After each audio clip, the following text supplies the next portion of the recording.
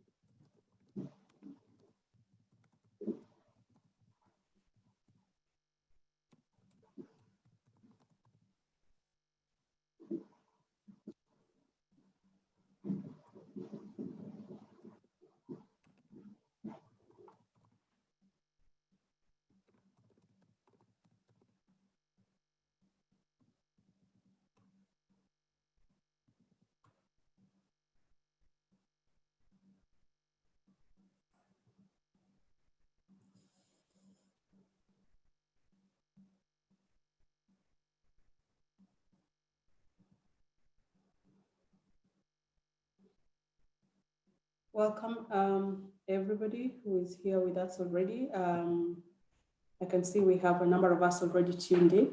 We will give the other attendees another 5 or so minutes before we can start.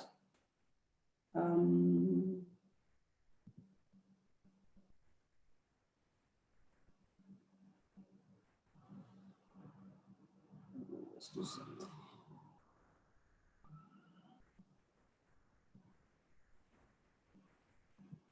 Okay, so I can see one of our panelists, Faith, is already here with us, and so is Barbara. Please confirm to me that your videos are activated. I think, yes, they are for the panelists. Welcome, Clementine, Cynthia, Glory, Nixon, and who else is here? Krista, welcome, Barbara. Yep, so we'll give the other participants another 5 minutes and then we can start. Welcome on board, Thomas. I can see you connecting.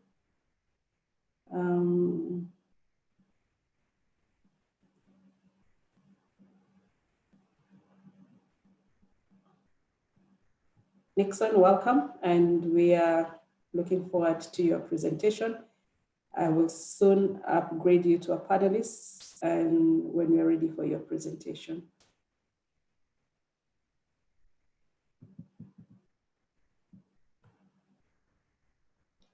So we will start in another 2 minutes.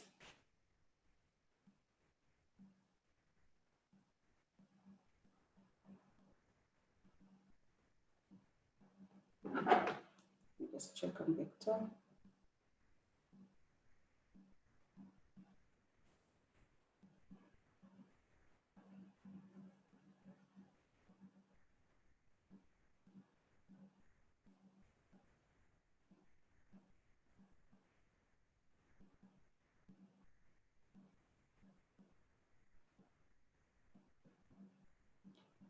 One more minute.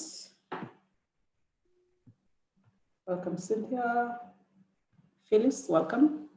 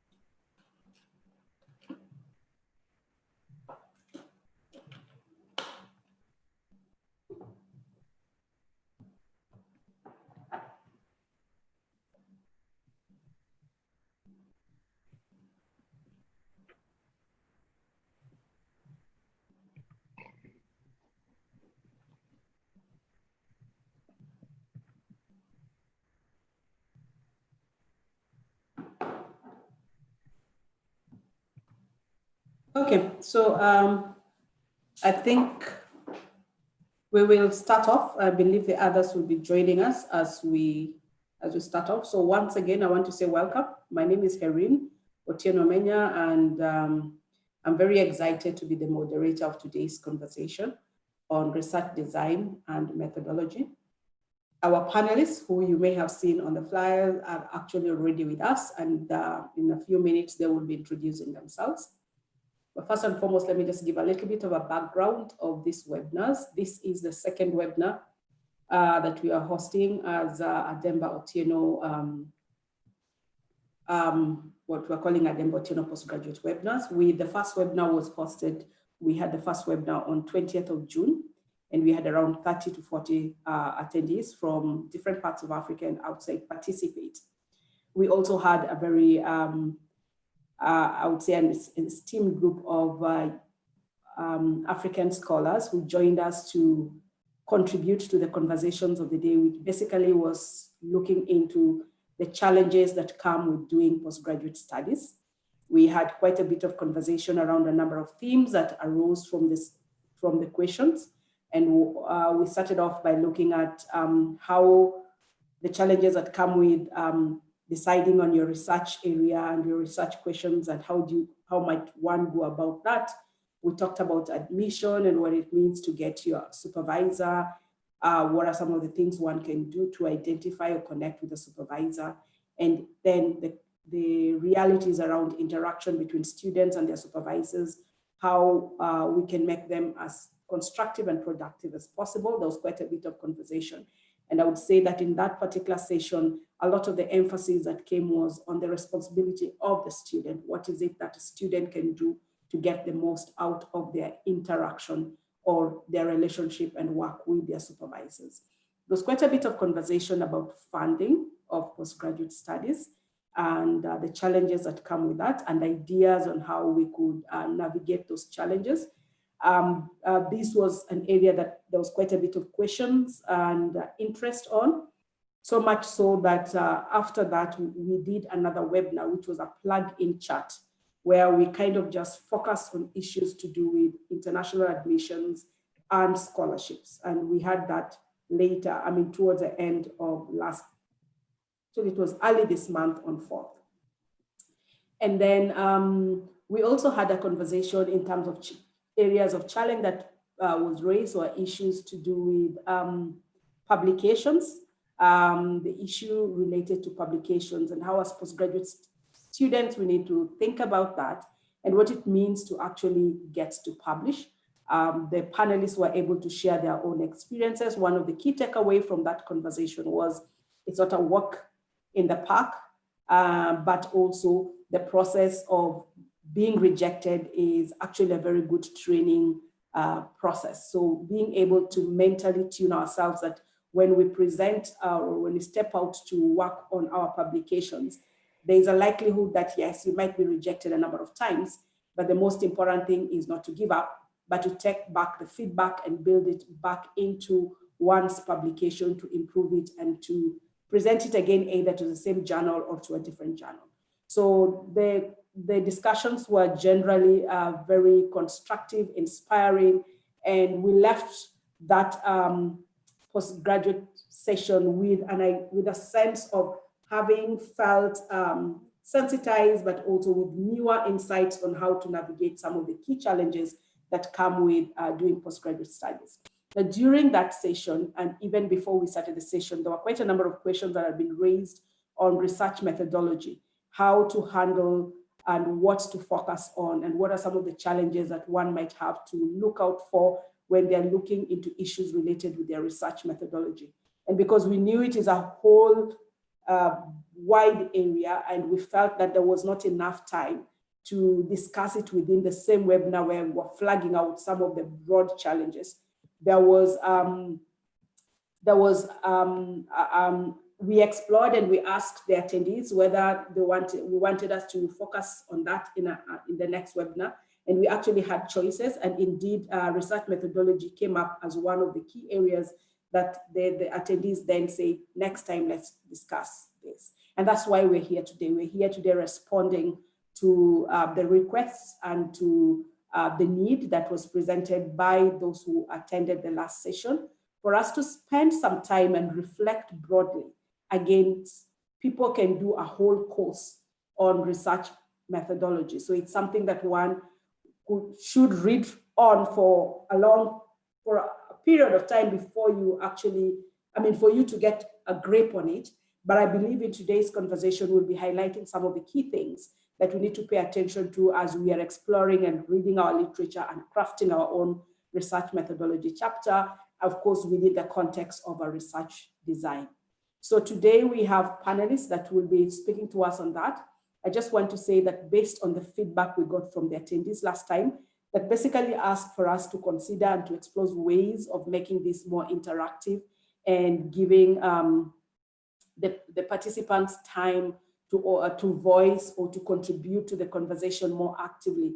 We decided then to change the format a little bit in this the subsequent webinar, and we decided that instead of jumping straight to the conversations with the panelists, we'll actually have students make an oral presentation, a 5 to 7 minute oral presentation on the topic of the day.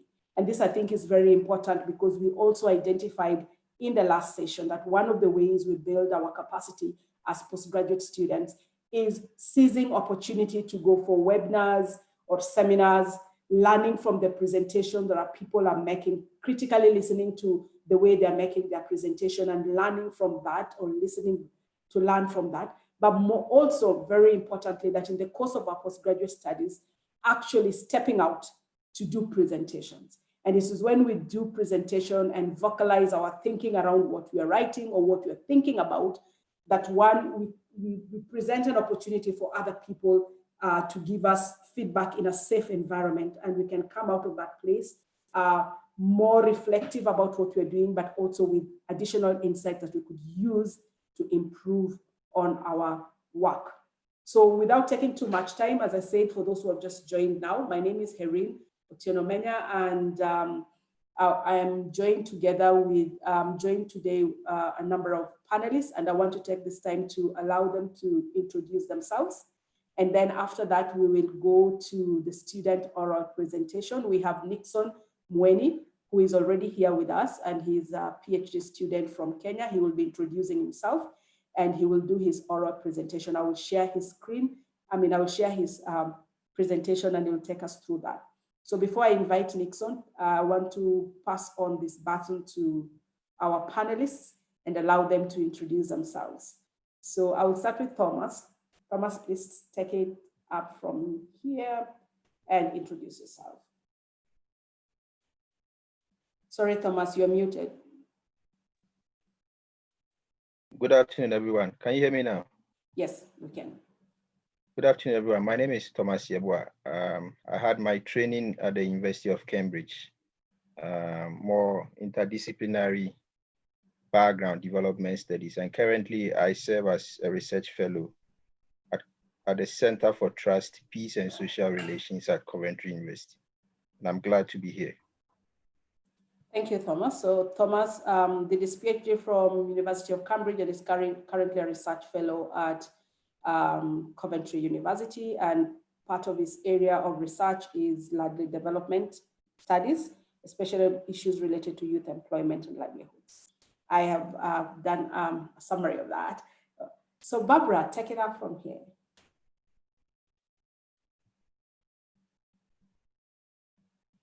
Barbara, you're also muted.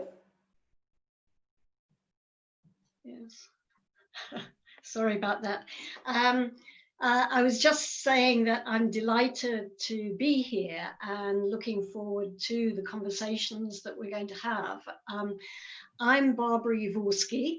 I'm a professor in mathematics education at Loughborough University in the UK. And I have been working for some years also in a university in Norway. So I contribute to the supervision of PhD students in both of those institutions. And because I have many years of experience, then I've worked with quite a lot of PhD students. Now, I recognize that not everybody, or perhaps nobody else, is in the area of mathematics education. But I just want to say that the methodologies that we use for our research go beyond the particular research domain that we're in. So, you know, although I'll be using examples in my research from mathematics education, nevertheless, I feel that those methodologies have a broader relevance, and I hope they'll be relevant to some of you. Thank you. Thank you, Barbara. We certainly are looking forward to glean from your experience in working within the academia, and especially, as you said, having supervised a number of PhD students, and I believe, and I know, having examined a number of PhD students. It will be very interesting to draw from your experience in terms of your experience in terms of the kind of conversations you have with students or during their studies with regard to research design and methodology, some of the key observations you've made and highlights that you'd want to bring to the fore to current students, but also as an examiner, what are some of the things that you tend to pay attention to when we finally have our completed thesis and we present it for examination?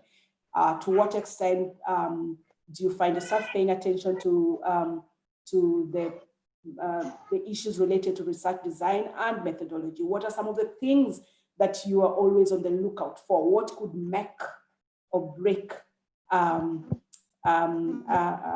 student's work in terms of passing the examination, especially on aspects related to research design and methodology? So we're really looking forward to draw some insights from you, and we're excited that you're joining us. Thank you very much.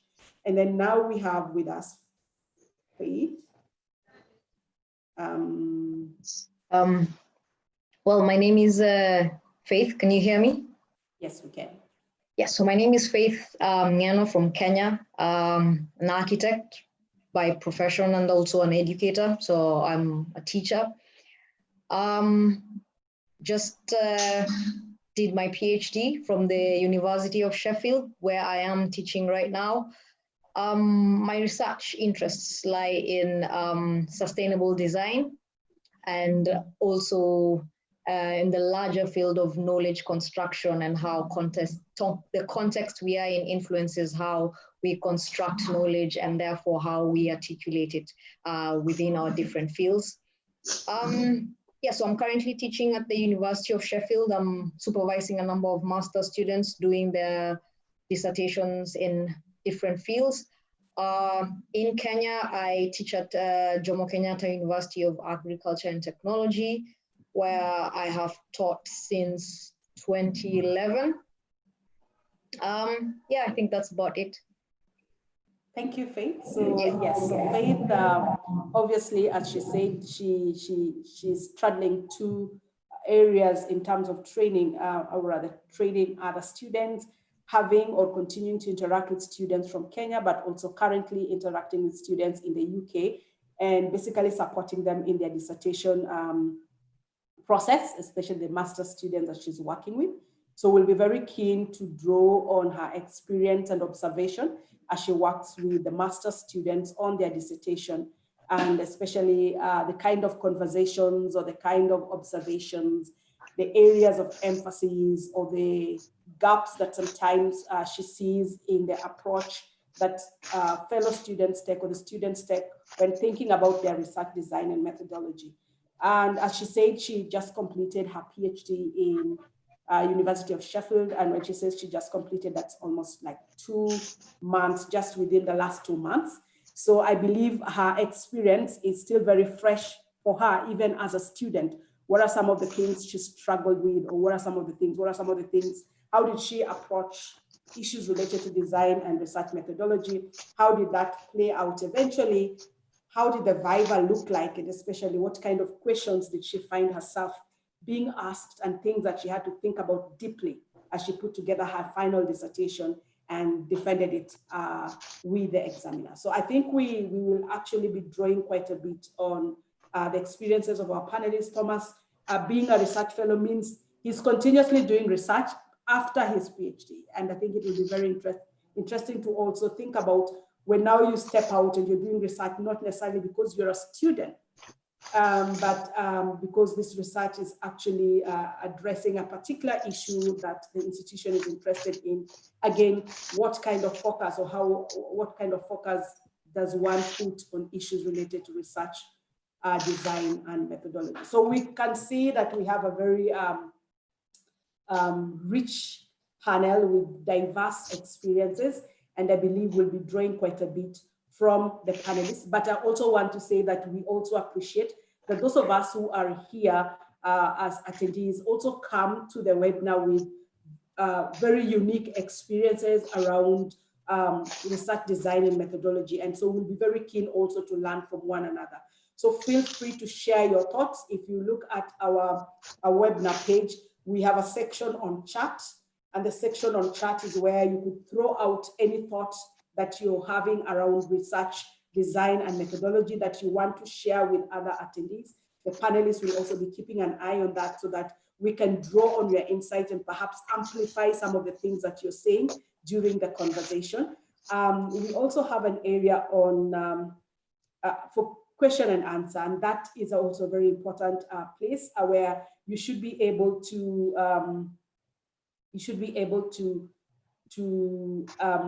ask very direct questions, and we'll keep an eye on that, and we'll keep drawing on those questions to respond to them.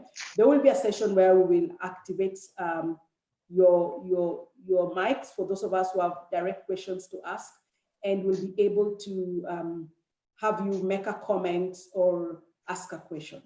I think all our mics are muted on arrival, apart from the panelists. So I will ask my fellow panelists to mute their mics so that we don't get any background interference as we continue with the conversation. So having said that, I think we want to go into the first session. And the first session is where we are going to have Nixon, who is a PhD student from Kenya, make a presentation on his, let me first of all, sorry about that. I want to see if I can should have done this earlier. Mommy. Sure. Wow. Okay. Just give me a second. I want to save Nixon's presentation so that we can use it for his. Should have done this earlier. So, and I want to share my screen. Why am I not seeing it?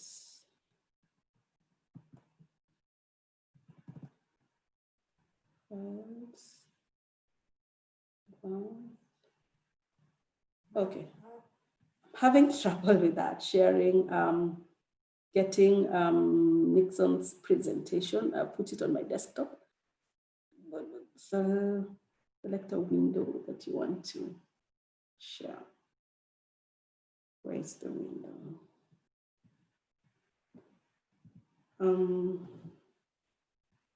Let me just allow Nixon to share his screen. Nixon, can you try sharing your screen? I seem to be having trouble sharing my own screen.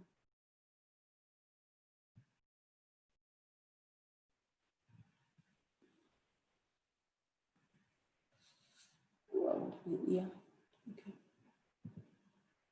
Okay, Nixon, are you with us? There's Thomas.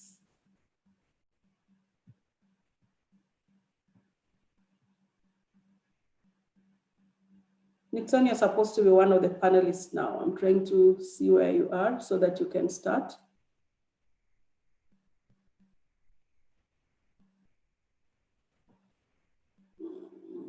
Sorry about this. So,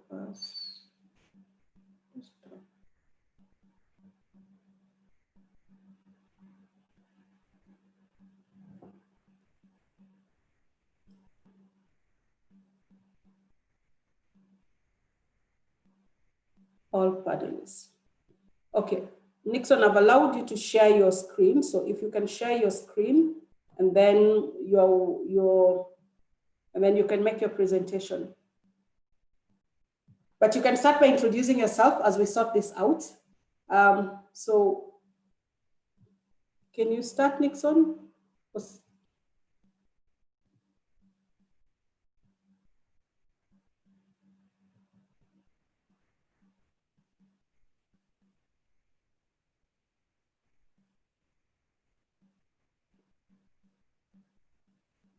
So are you there?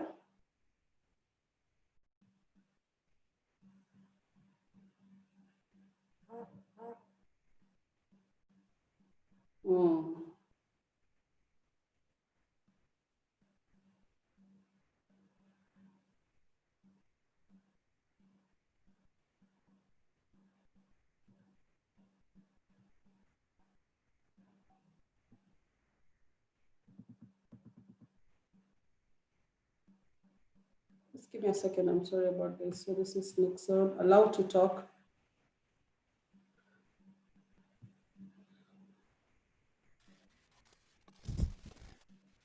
Okay, we have Nixon.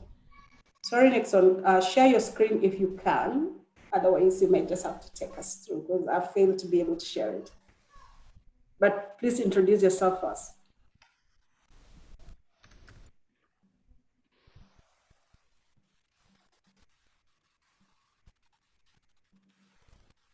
Nixon?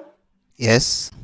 Please pick it up from here, introduce yourself, see if you can share your screen, and take us through your brief presentation. Thank you. Yes.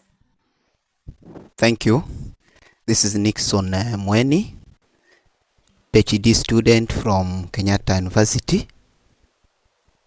So far in the first year of doing my PhD mathematics education, and my able supervisor, Dr. Mieso. Thank you for this opportunity so that we can share on the proposal which I submitted. I believe I'm loud enough. Yes, we can hear you.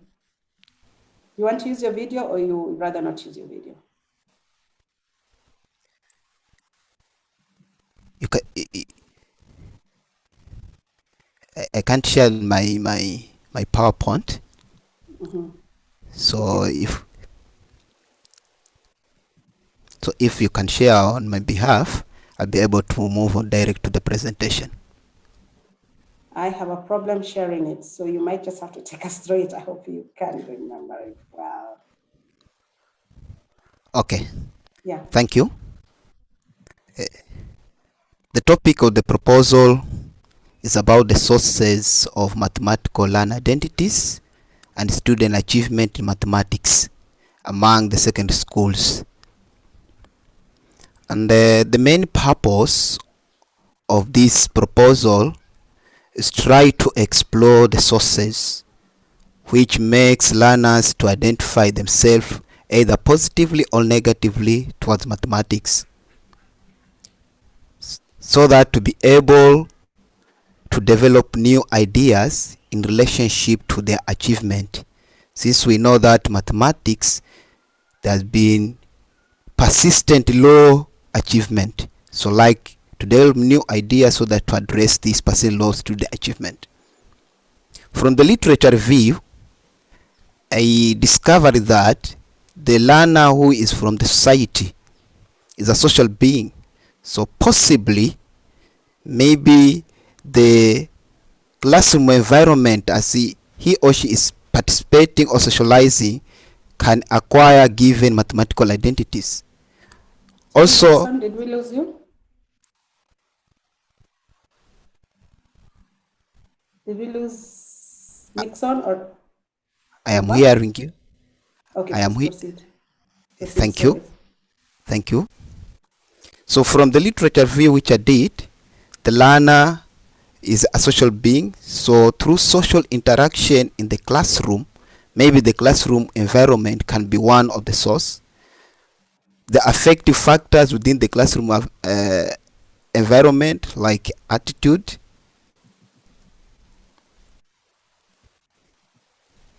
anxiety, and confidence. These I grouped as affective factors, can also be source of the mathematical identities. Also, since this learner is from the society, then has socio-economic background, which can also be a possible source. And also from the society, we have different socio-cultural practices, so can also be sources of mathematical identities. So I tried to formalize 4 objectives touching on those 4 sources. Now, to achieve these 4 objectives in this study, I thought of a design which will enable me, the researcher, to be able to account the students' behavior in their social setting. And I came up with the design of ethnographic research design, which I decided to use in this study. This is because it will enable me to participate fully as insider during the collection of data, mostly qualitative data, through social participation, and also will enable me to detach myself from the research, so that to become an outsider in order to make sense to the research community. I combined with social constructivism because I thought this methodological perspective, it views realities through experience. For the research methodology, it is both quantitative and qualitative, which I came up with 4 research questions, each question touching the objective. So the aim of both the quantitative and qualitative research mixed method is to come up with valid, reliable, and justifiable results. For the part of sampling techniques to achieve this design, I will use 2 sampling techniques. First, for the schools within the county. In Kenya, we have counties, and decided Kilifi County. So I will decide 2 single-sex county schools, and I will use purposive sampling for these 2 single-sex county schools, which have similar criterion, so that not to deviate my study. About the students who will form the sampling size, I will use random sampling. Now, in this random sampling, I will use some identification codes, which already some researchers, a good example is in Tanzania 2017, a researcher called Doward, who tried to characterize the positive mathematical learner identities and the negative mathematical learner identities. So I will use these codes so that to come up with at least 25% of the boys who from the schools I have sampled, especially from 2, to be in the positive mathematical learner identities, and also 25% to be in the negative mathematical learner identities. So I will use kind of preliminary investigation so that to be able to identify those 2 groups in order to come with a sample size, a manageable sample size for detailed research and outcome. Pertaining the research instruments, I propose to use both observation, questionnaire, and interview. For the observation, I'll try to come with a student observation checklist so that I'm able to observe the learner's behavior in the classroom. And also, I'll use another such instrument, the student interview schedule, so that once in a while out of the classroom, I am able to interview the learners on their socio-economic background. But I believe in some of the schools, maybe they will be so strict to their learners in terms of the time, or some learners will not be able to be interviewed and to be tape recorded. So I will use an alternative, which I called it open-ended intimate diary, where the learners will be able to respond questions in a notebook which I had given them. Then also I will use another instrument the mathematics attitude questionnaire. This one will have like 40 items which are assessing anxiety, attitude, confidence in order to determine the affective factors as they are progressing in their learning. Also, I will use the achievement test to determine the achievement, so that those positive mathematical learning identities, how they're performing, and also the negative mathematical learning identities student, how they're performing. Another instrument which I'll try to use is what we call introspection tool. Me, the researcher, during the process of collecting data, I'll try to record down the activities, the concepts which will be happening during the research. At the same time, I will do documentary analysis to discover the socio-cultural practices which the learners, the learners from the ethnic backgrounds, that maybe they have brought into classroom, making them to be positively mathematical or negatively mathematical identified. And I'll use another instrument for the mathematics teachers questionnaire, so that to collect that on their perception about the mathematics teaching and how the learners are considering themselves towards learning mathematics. On part of the piloting study, I will consider 50% of the sample size from a school which is not among the school which I sampled, in order to determine the validity. So specifically the validity, I will administer during the pilot study, I will administer the instruments in repeatedly, meaning test and retest technique, so that I discover how accurate they are. On the reliability, I will use 3 methods for the split half, especially on the observation checklist and on the achievement test. And the formula on the split half I will use is the Spearman-Brown technique. That is the formula which I will use to determine the reliability. Then on the attitude questionnaire, I will just adapt from the attitude towards mathematics inventory of Tapier's 2004.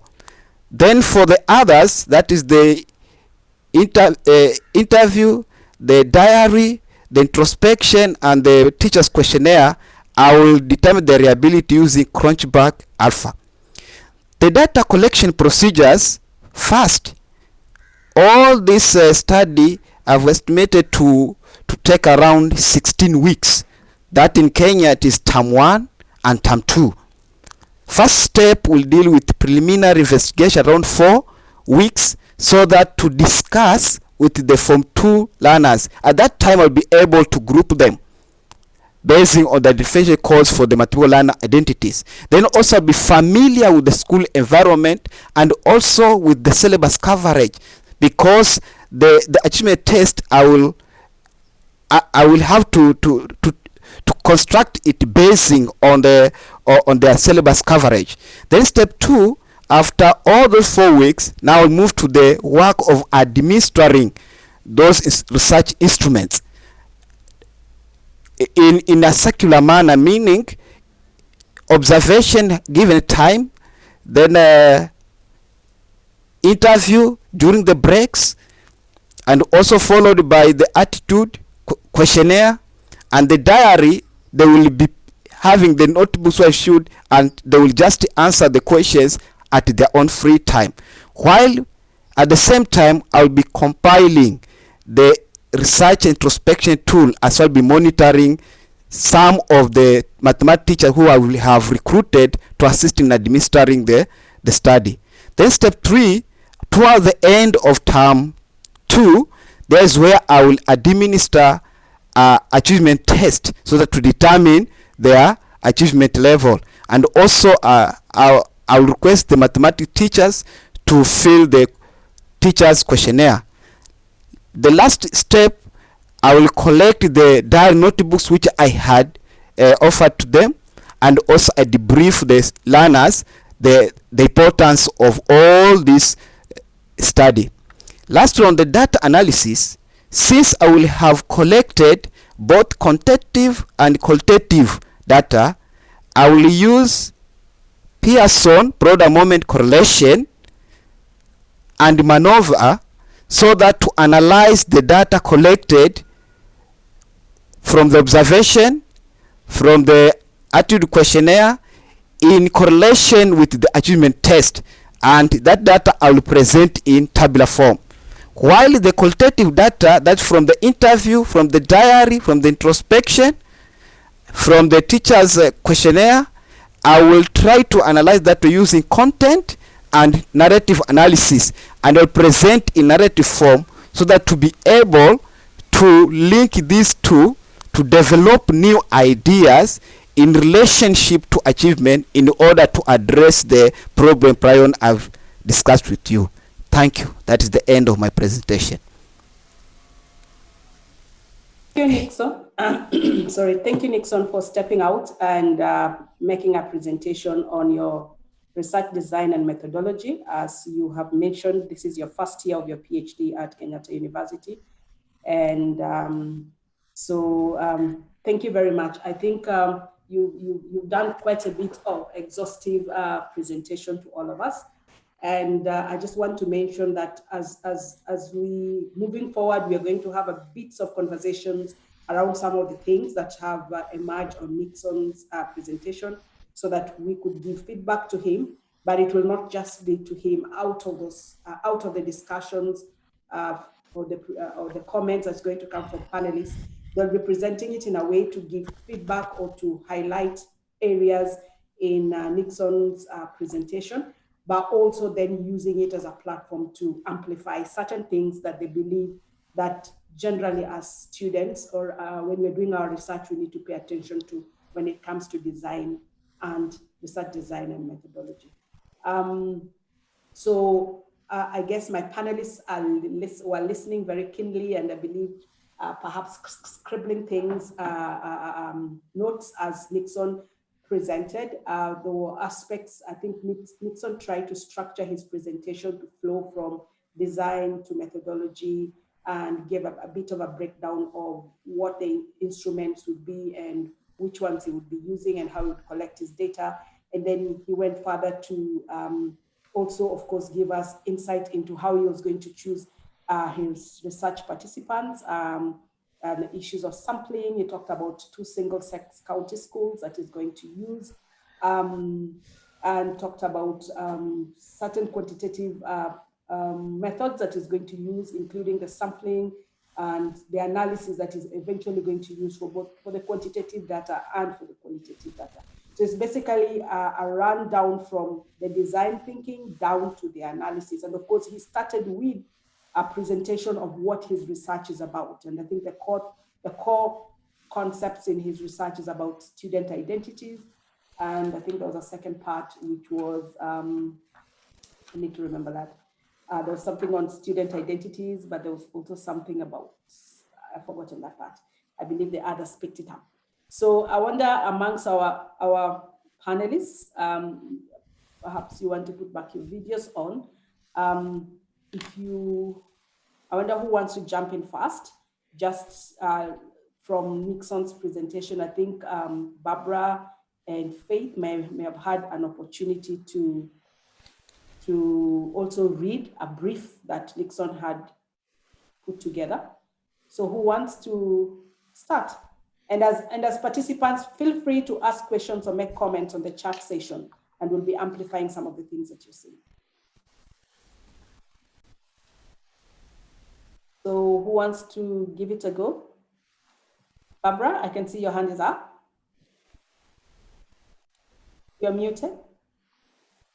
Yes, I have to start by saying, Nixon, how very impressed I am at what you're doing and thinking in your first year of being a PhD student. I mean, I'm just amazed that you've managed to cover so much.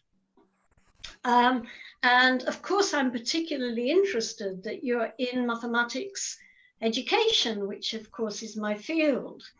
One thing I wondered, Herina, if I could just share my screen briefly, because I would like to talk about a framework that I use when I'm thinking about research design. Would that be okay? Yes, please. If you can succeed, please go ahead. Let me find the one that I need.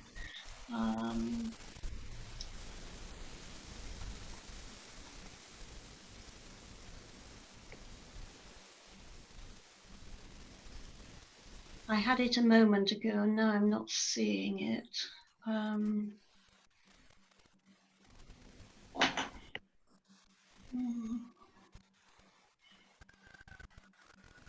Okay, this is what I want. Can you see a screen saying research design? Not on my end. Not yet. Okay, now why am I not finding it here? I'm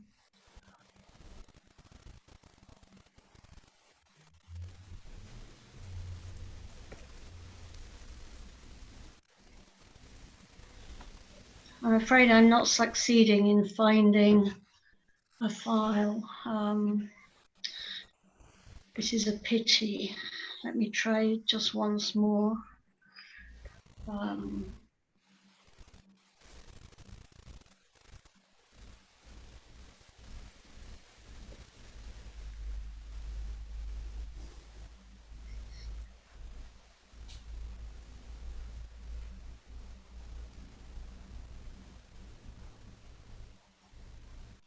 No, the one that I want doesn't seem to make it to what I can select. I don't know why that is. Okay, so let me continue without, if I could just say briefly, the framework that I have is one that I think is applicable more generally than only in mathematics education. And what I try to link here is, first of all, the research paradigm, or the philosophy under which the research is conducted. And then we have the research strategy, which is particularly related to the methodology that it's proposed to use. Now, both of those are linked to the research questions, and I find the research questions to be the guiding elements of choosing the paradigm and the strategy. Then, of course, within our particular research, we need some theory that we're working towards. And then finally, are our research methods. And my experience with students is that they very often start off with some rather primitive research questions, which is absolutely fine in the beginning. And they then think about the research methods. And very often those are just methods of data collection. And they come to that without really thinking about the paradigm, the philosophy, the strategy, and the theory. So what I've noticed about your presentation, Nixon, is that you have addressed several of these elements, which I really appreciate. And so I tried to make some notes as you were talking. And I think you were addressing the learner as a social being. And so I think that this points us towards your philosophical paradigm, because I think you're within a socio-cultural frame in what you're doing here. And particularly, I think you referred to social constructivism as a source of theory. So, you know, as a supervisor, I would want to be asking you how you see these things to be related to each other, and to the research strategy. Well, I think you talked about ethnography as a research strategy. And since ethnography is something that I've used extensively myself, then this is something that we could discuss further. And so in particular, then we start coming down to your methods within those areas. And you're talking about observation in classrooms, interviews, diary records, questionnaires, and some statistical analysis of quantitative data. So I draw a breath there and I think, oh my goodness, how are you going to handle and manage all of this? Because it's a lot. And so I suppose that my first question to you, Nixon, if I could be so bold, is to ask you how many years you hope to have for your PhD study, because I think it's going to be a life's work. So I wonder if you could say a little bit about,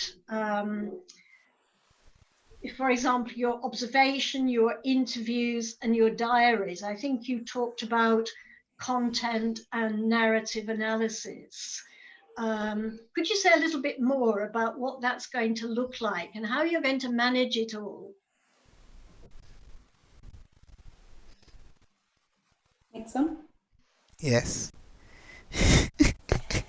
Thank you. Thank you on the, I know it is very broad, but I will try to use around not extensive as that content and narrative analysis, but the key points only, because for the duration. Okay, so Nixon imagines that he will be able to just focus on the key points. And I guess I could, Barbara, back to you. I saw Faith smiling when you asked about how much time Nixon imagines or believes he has. And I guess if I may jump into this, this is first year. And I think in first year, we're normally very ambitious and we want to answer all the problems. And I think I had the same case with my supervisor, that you come into it and you imagine that within your PhD, you want to figure out everything in the first year. But as Barbara is saying, more thinking has to go into that over time, because PhD is about 4 years. So it's not 10 years, Barbara. If I could just say, I have many other questions, but I expect that some of our other panelists would like to say something. Okay, so I'll jump to Thomas and then I come back to Faith. What are some of the questions or observations or things that you want to point Nixon to think more about as he thinks about his research design and methodology? Yeah, thank you very much. And Nixon, I have to say that I'm really impressed with your presentation and what you are thinking of doing, especially in the first year of PhD. I remember very well when I started my PhD, a lot of the people in my class did not even know what really they wanted to do. True. Yeah, actually, but I mean, listening to you, it looks like you have an idea of what you want to do. So for me, that is a major step in your PhD journey. But just to pick it off from where Barbara left off, is that you need to think more about, the methods you are proposing. I know you mentioned several methods that you want to use. And of course, it links back to the issue of time. You really have that luxury of time, to collect these different kinds of data that, you aspire to collect for your PhD thesis. in a lot of situations or circumstances, because of the idea of triangulation, or you want to use different or multiple sources of data collection in order to help you triangulate, people think that it is good to use different strands of data collection tools. But that also comes with its own implication, because if you are using different techniques or methods to collect your data, then you need to manage your time. And in the process of managing your time, if you are not careful, you might, not collect data of increasing quality. So what is the quality of the data that you are collecting? It's not just about the quantity of data you have, but it's the quality of the data. So that is something you need to think about more. The other point I wanted to raise has to do with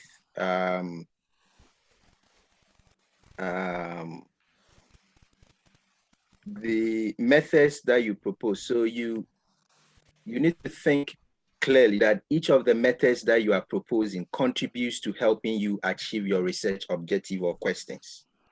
So you have a range of methods, but you need to reflect again that does each of the method add something different that another method can't add?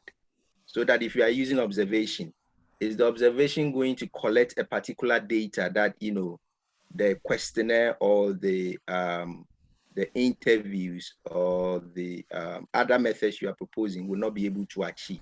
So that is something you need to think about also. And the last thing I wanted to mention is that since you are treating, the learner as a social being, I'm thinking perhaps maybe because of time, you couldn't mention, but I didn't hear anything about ethics of your data collection. But I'm thinking maybe you have it, but because of time, you couldn't go into that. So thank you very much.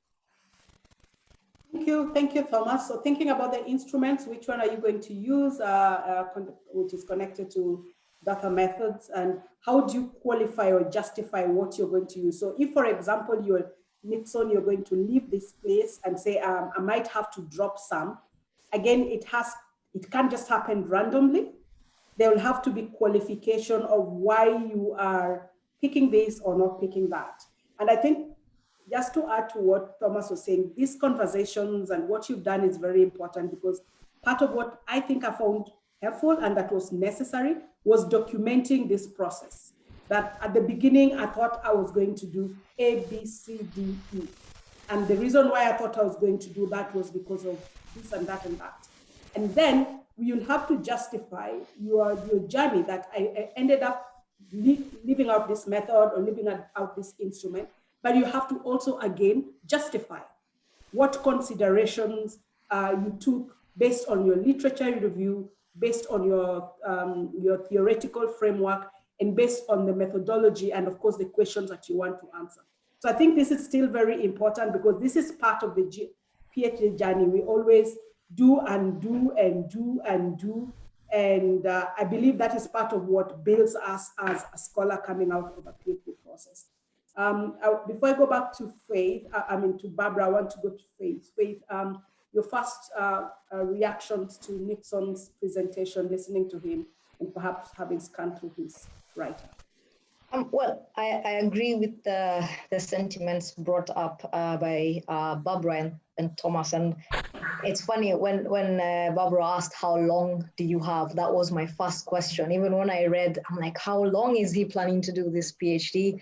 And it's not just, for me, an element of time, but also an element of focus.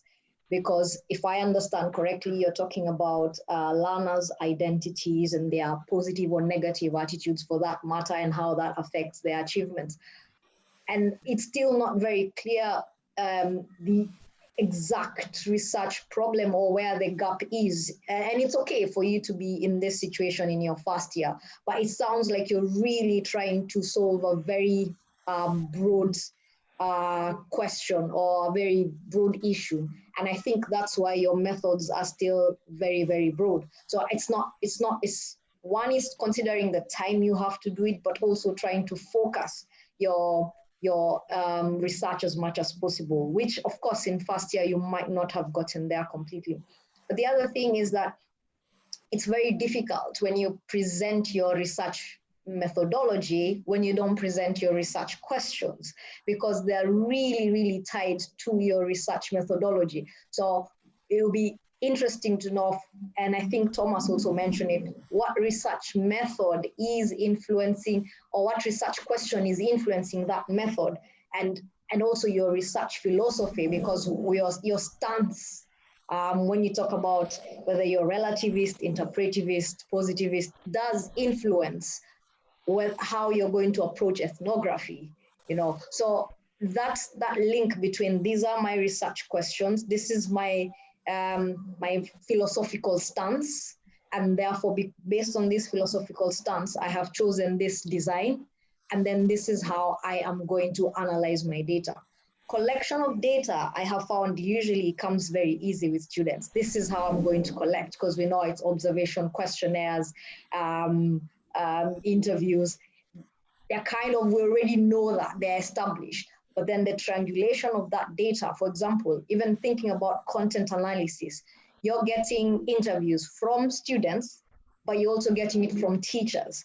That's both content. How do you merge these two? Are you going to be coming up with themes that are overlapping these two? You're also getting students' interviews, but you're also getting questionnaires. How are you going to merge the data from these two sources? And I think that's where Barbara was alluding to, is how then do you bring all these questions? And then, of course, why are you bringing them together? What are you trying to answer in the first place, which is your research questions? So I think it's just really drawing that very clear string, which you still have time to do, as to, this is the question I have, this is the exact or the best method or the best approach based on my stats. For example, I was doing post-constructivist, and that means I was collecting data from interviews, but I was also doing some observation, so from science and social. So how do I then bring science and social together to come up with theory? So I think that's the thing, is to try really to draw that string, but that starts with really focusing on what exactly is the problem, the tiny, tiny problem. I know you're doing math, but I always give an example of, you know, one of the PhD research, and he was doing solving ventilation. So he was saying, how can I create a small part of a window that allows air in, but also blocks the sound? You see, that's a really small part, you know. Now it feels like you're designing a whole house based on your research, or a whole facade. But now, you know, you need to find that tiny thing that you're actually doing. I think that's what I'd say. Great feedback, great feedback. Barbara, yes, jump right back in based on the comments that you've made. I think one of the key emphases, and this is not just to Thomas, but this is, I mean, not just to Nixon, but all of us who are listening, that at some point we have to focus our study. It's okay to start wide. It's always like a funnel. You start very broadly, but as you continue doing your literature review and thinking through what is feasible, because you also have to think about the feasibility of the research that you want to do in terms of the time, in terms of the resources, in terms of the realities on the ground, but also based on what's happening, what you're drawing from your literature. That eventually there has to be some focus. And as you do that, it will help you drop off certain things that you started with. And that's okay. That's part of the learning process.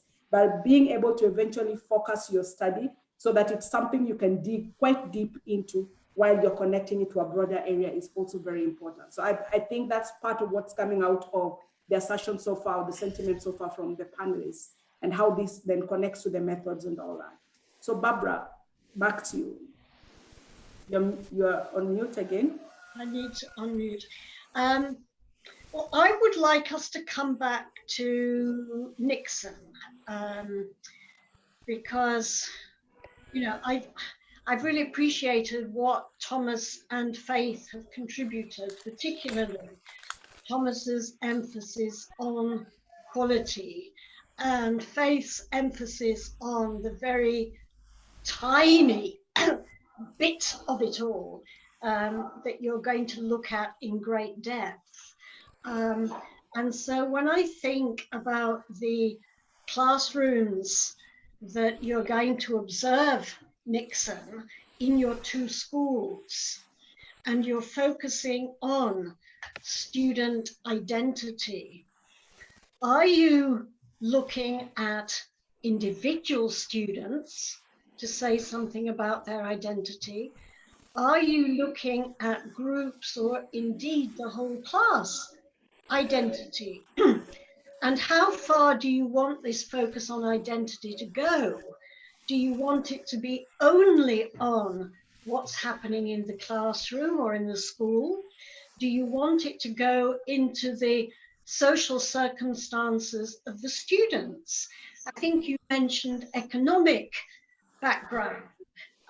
So that suggests to me that you're going to be looking at the family context and where the family is rooted. Maybe are they in a rural setting, an urban setting? Are they, let's say, a business-related family or an agricultural family? You know, how do all of those things impinge on the student? So presumably, if you're going to be looking at those things, then we're interested in the individual student in general, whereas you might be looking at certain students' mathematical achievement. So I wonder, Nixon, if you would like to tell us a little bit more about the people who are in your study, for whom you're trying to understand their identity. Thank you. My focus mainly on the identity is the learner, only the individual, through his or her social participation in the social context. That is what I would like to focus. In the classroom, during the social participation in those groups, as an individual in that group, how he or she acquires the positive identification towards mathematics or negatively identified to mathematics. Also, as an individual learner, from where he or she is coming from, the socioeconomic background, whether in terms of the family status is in the rural or urban, how is that that that setting influence him or her as an individual towards mathematics, and also the cultural background or cultural practices of this learner. How does he being affected with that? So I would like to consider individually learner, how those issues from the social context, either from the family or from the cultural perspective or from the classroom. Thank you.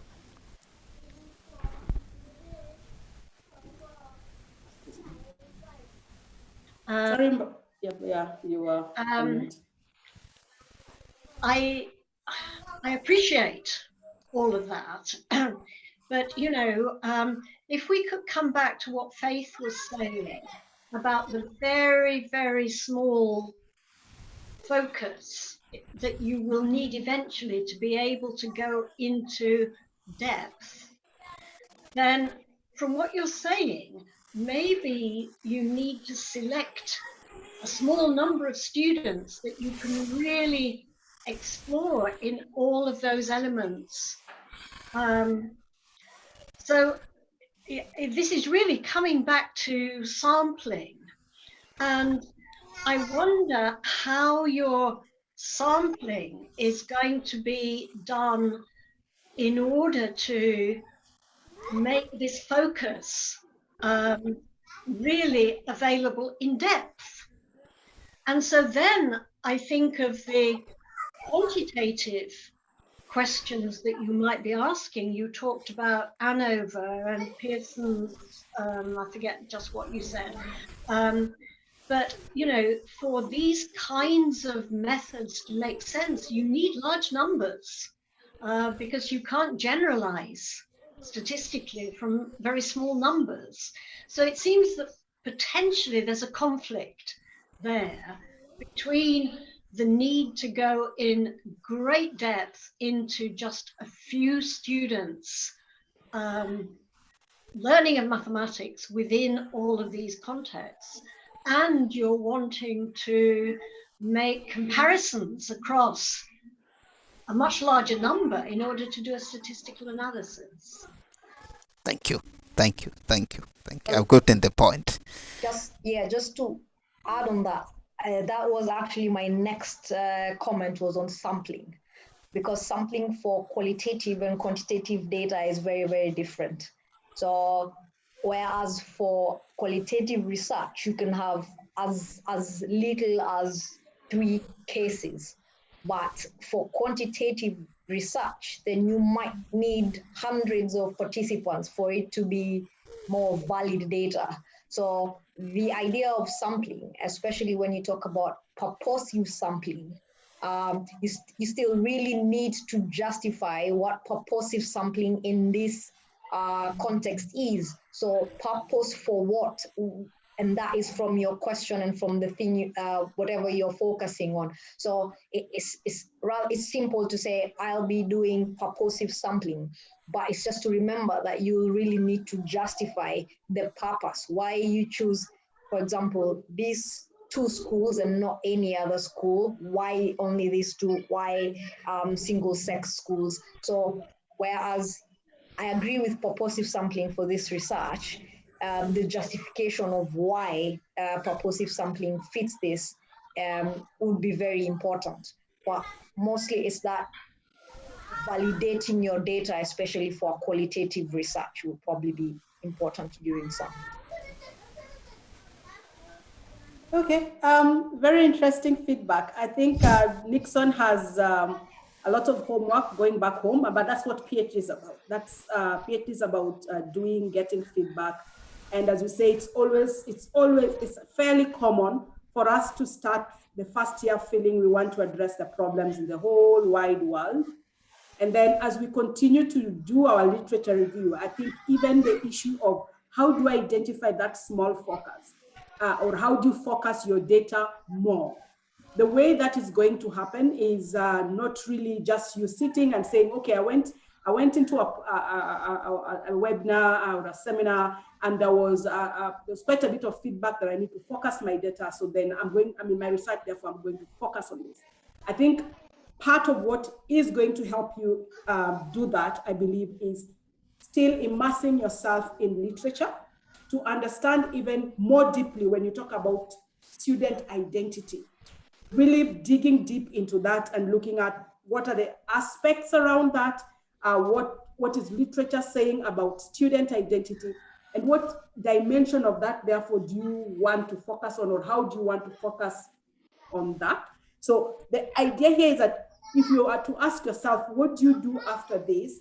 I believe my take is not going to say I need to remove certain things, but I think the appreciation that what you've done now is fairly acceptable because you're in your first year and you're still in the process of exploration.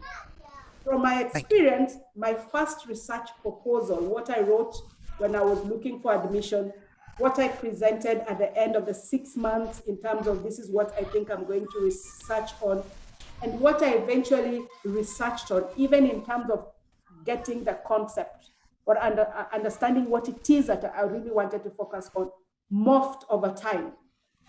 If I looked back at my research proposal for admission and what I eventually did my study on, or even how I focus and say, this is the phenomenon I'm actually looking at, that morphed over time based on the feedback like what you're getting now, but also based on going deeply back into the literature review and wanting to understand even much better what is already being discussed about students' identity in the context of mathematics. I'm still struggling, for example, with how you want to connect the achievement and identity.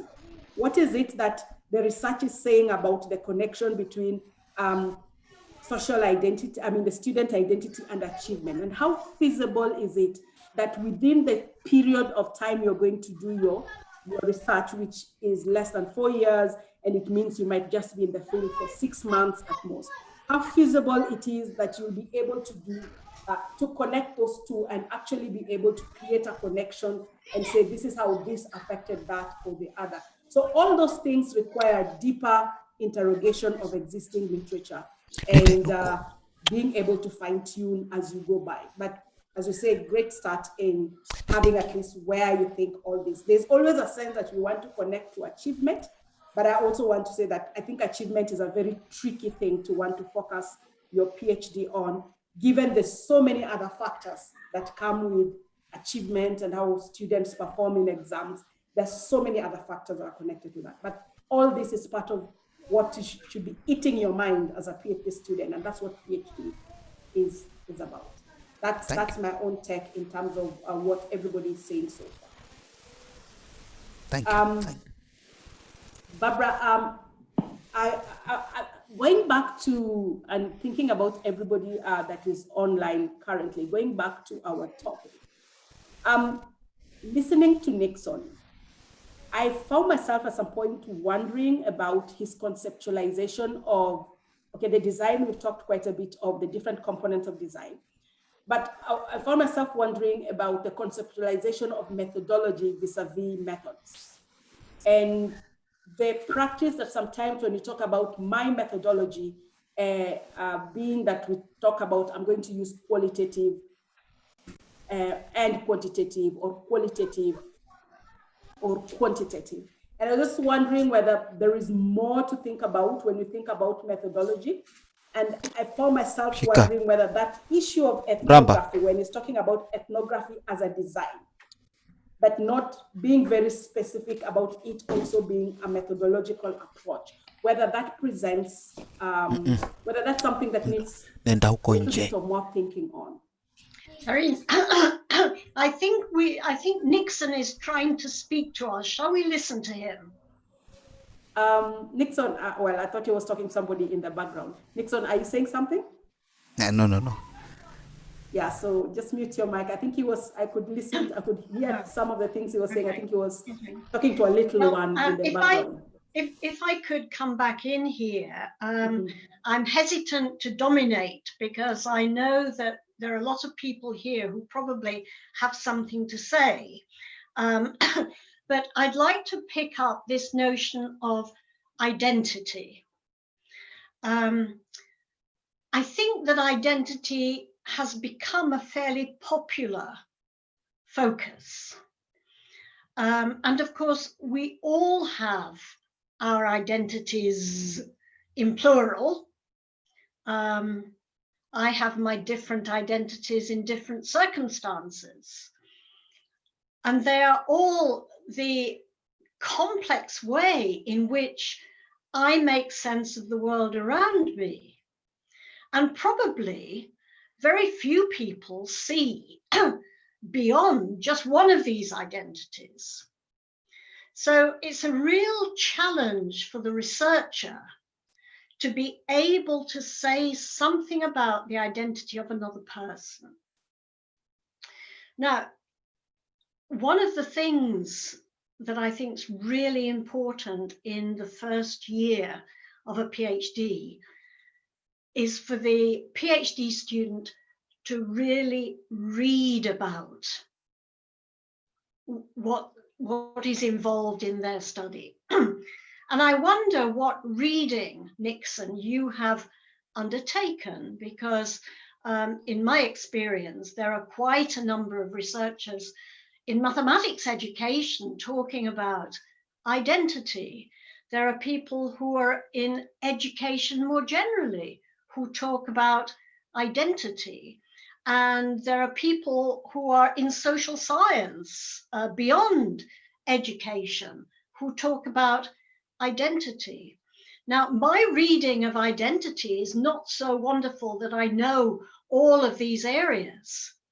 But at least if you're going to focus on identity, you must read the areas that are relevant to you so that you can say, for example, I'm using the work of Etienne Wenger, who talks about communities of identity and communities of practice. or G, who talks about identity and social science more generally. I just wonder, this is coming down to the quality of your data and the particular elements of identity that are going to relate to the students in the classrooms that you are studying. And that would bring us into the ethics that Thomas spoke of as well, because as soon as you start researching people's identity, there are enormous privacy issues here.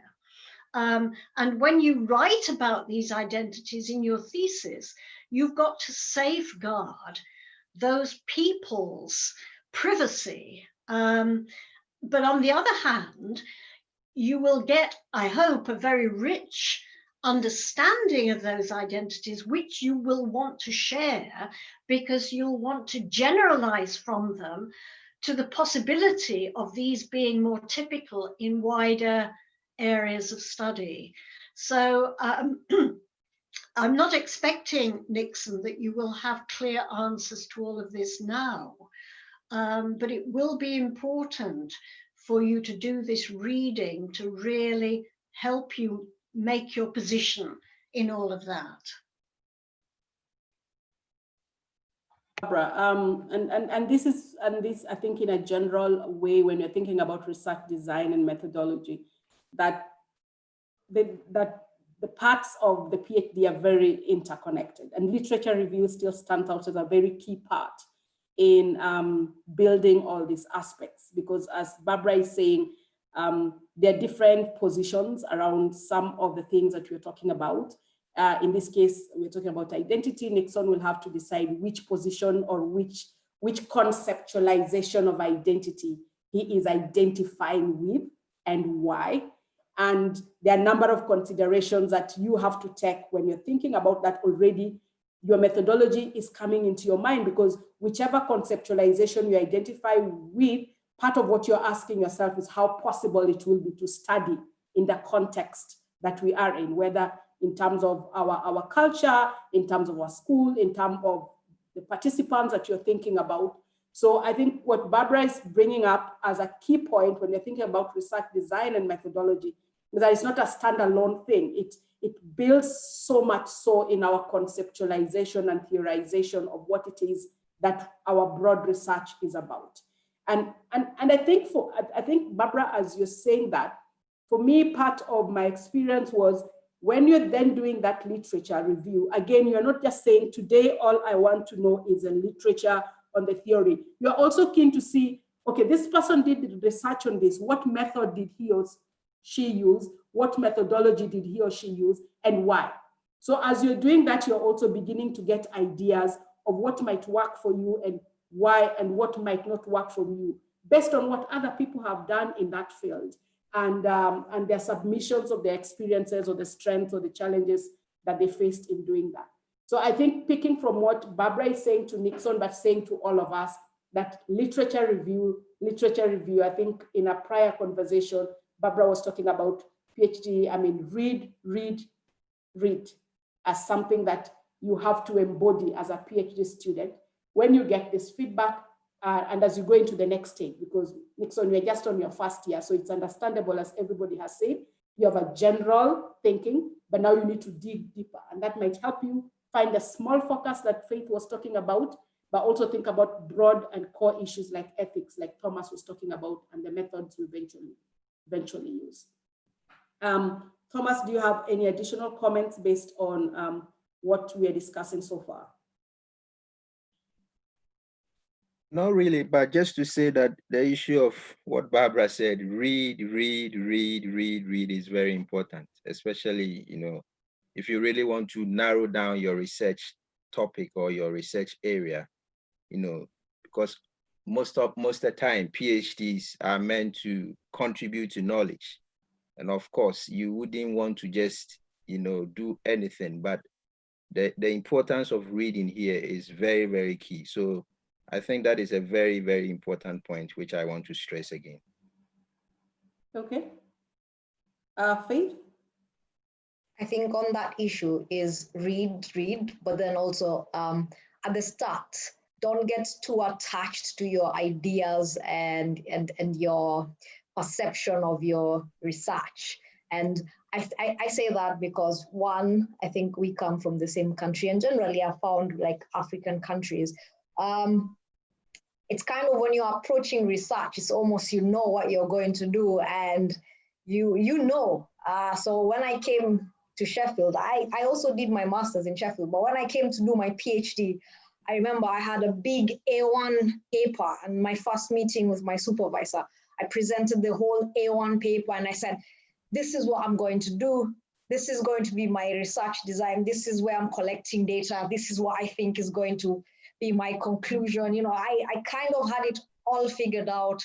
Yeah, I knew what I wanted to do, but quickly into the PhD, I realized, no, I actually don't know what I'm talking about. And that was after a lot of reading. So for everyone who is undertaking the research, is first, I like Nixon where he is right now in terms of he's really kind of beginning to think about this. But then, like, you have your own perception of what, for example, identity is and what achievement means. And so, yeah, I'm going to, put identity and achievement together, and then I'm going to do this. And you realize, oh, there's like so many ways that you can look at identity. There's so many ways. How do I even begin to measure achievement? What is achievement? I'm using these terms, identity, achievement, but what are they? So I think for me was to really detach myself from my I know and my ideas and notions that I had, to keep them because they form a basis, but to allow myself, especially the first year or the first couple of months, to actually allow myself to explore and see what is out there, who has done what. And as Barbara was saying, several researchers have done things to do with identity, things to do with achievement, and that will really help you to find, you might think, I'm doing something very novel, and then you realize, oh my God, like 20 people have looked at this already, or there's like 300 articles on just this thing. So the idea is, in the beginning, for all of you, have a kind of idea about what you want to do, but don't be so attached to it that, you're not allowing yourself to, don't be too rigid with that idea. As Herini is saying, when I started, I had a definitely different notion of what my end result was. And my end result is almost stark different of what I wanted to do, but it's a lot better than the idea I had coming to start my PhD. I to be honest, I could not have envisioned my contribution to knowledge or my conclusion or I could not have envisioned my end as it ended up being. I could not at the start, and I think that's the beauty. But at the start, I had a kind of conclusion. I knew what I was doing, but I could not have. So the idea of, for Nixon and for everyone, this is a good forum. It's not like we're saying what you're doing is absolutely wrong. It's actually amazing. It's impressive what you've done in the first year. But it's like we're just telling you, now you're thinking like this, but just allow yourself to look at all what's out there. So it's like, now you're here, you think like that, and then somehow come in and then figure out your way from there. But the idea is, don't get attached and allow yourself to do research. Actually, you don't know. I know we think you know because you're doing a PhD, but you don't know. Yeah. Yes, Barbara. Could I come back in here? I think we've all been talking rather broadly about research design and methodology, and I hope you'll forgive me if I start to be just a little bit more specific here. I want to address epistemology, which is the very complex area of knowledge in your thesis. And particularly here, you are looking at students' learning of mathematics. So mathematical knowledge will be central to your considerations of epistemology. Now, how people think about mathematics in Kenyan classrooms will be very important.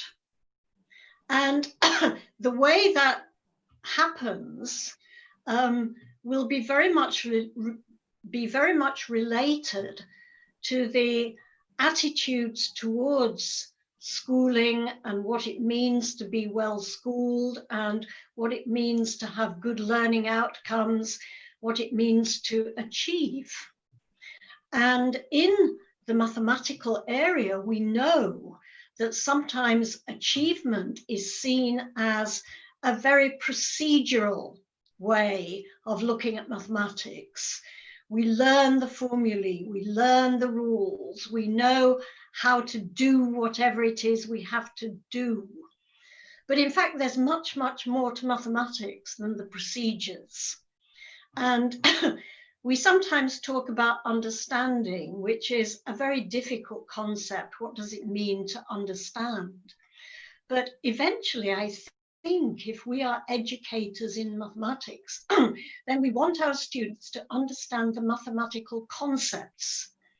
So not only how we solve a quadratic equation, but what does it mean to have a quadratic equation? What are the relationships that are involved when we use quadratic equations? How might quadratic equations apply to problems both in mathematics and in the world around us? So there is much, much more to knowing and understanding mathematics than just learning the procedures, although of course we need to learn the procedures. So the epistemology that we're dealing with, and I'm focusing here particularly on the mathematics, is very important.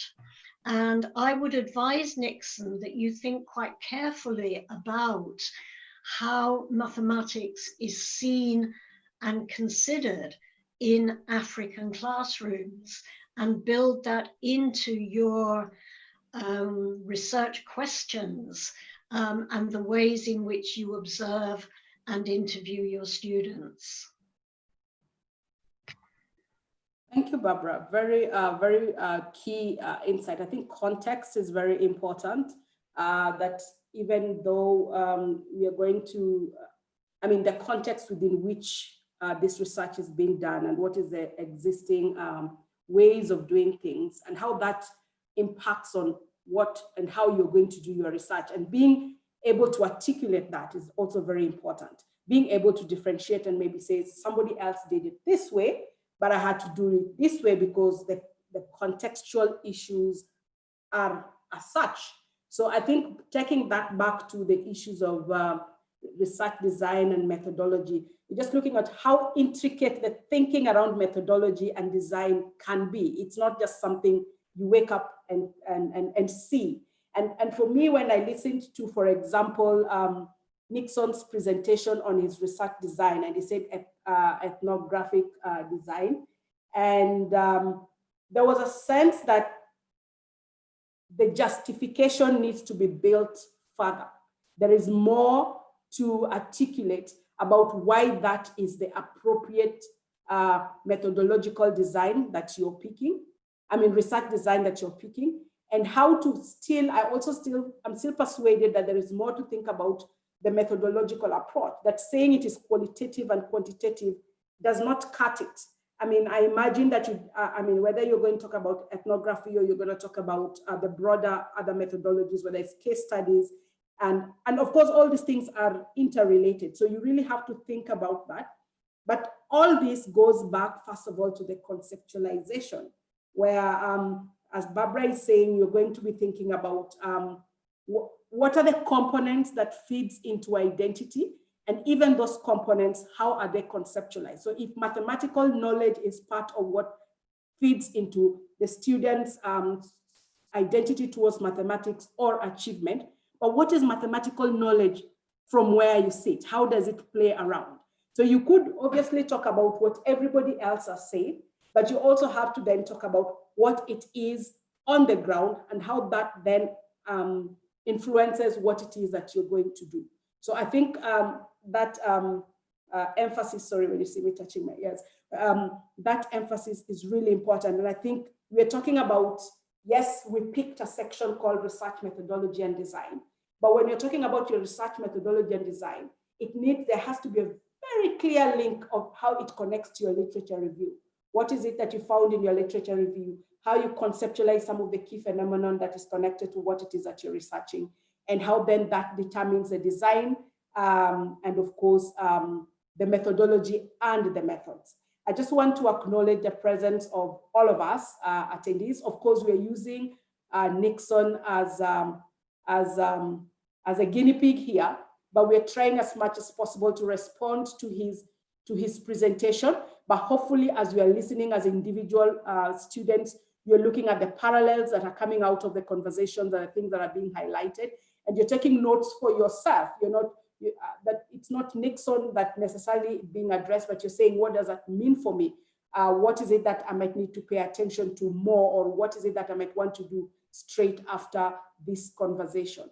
So we have less than 30 minutes for our official time to end.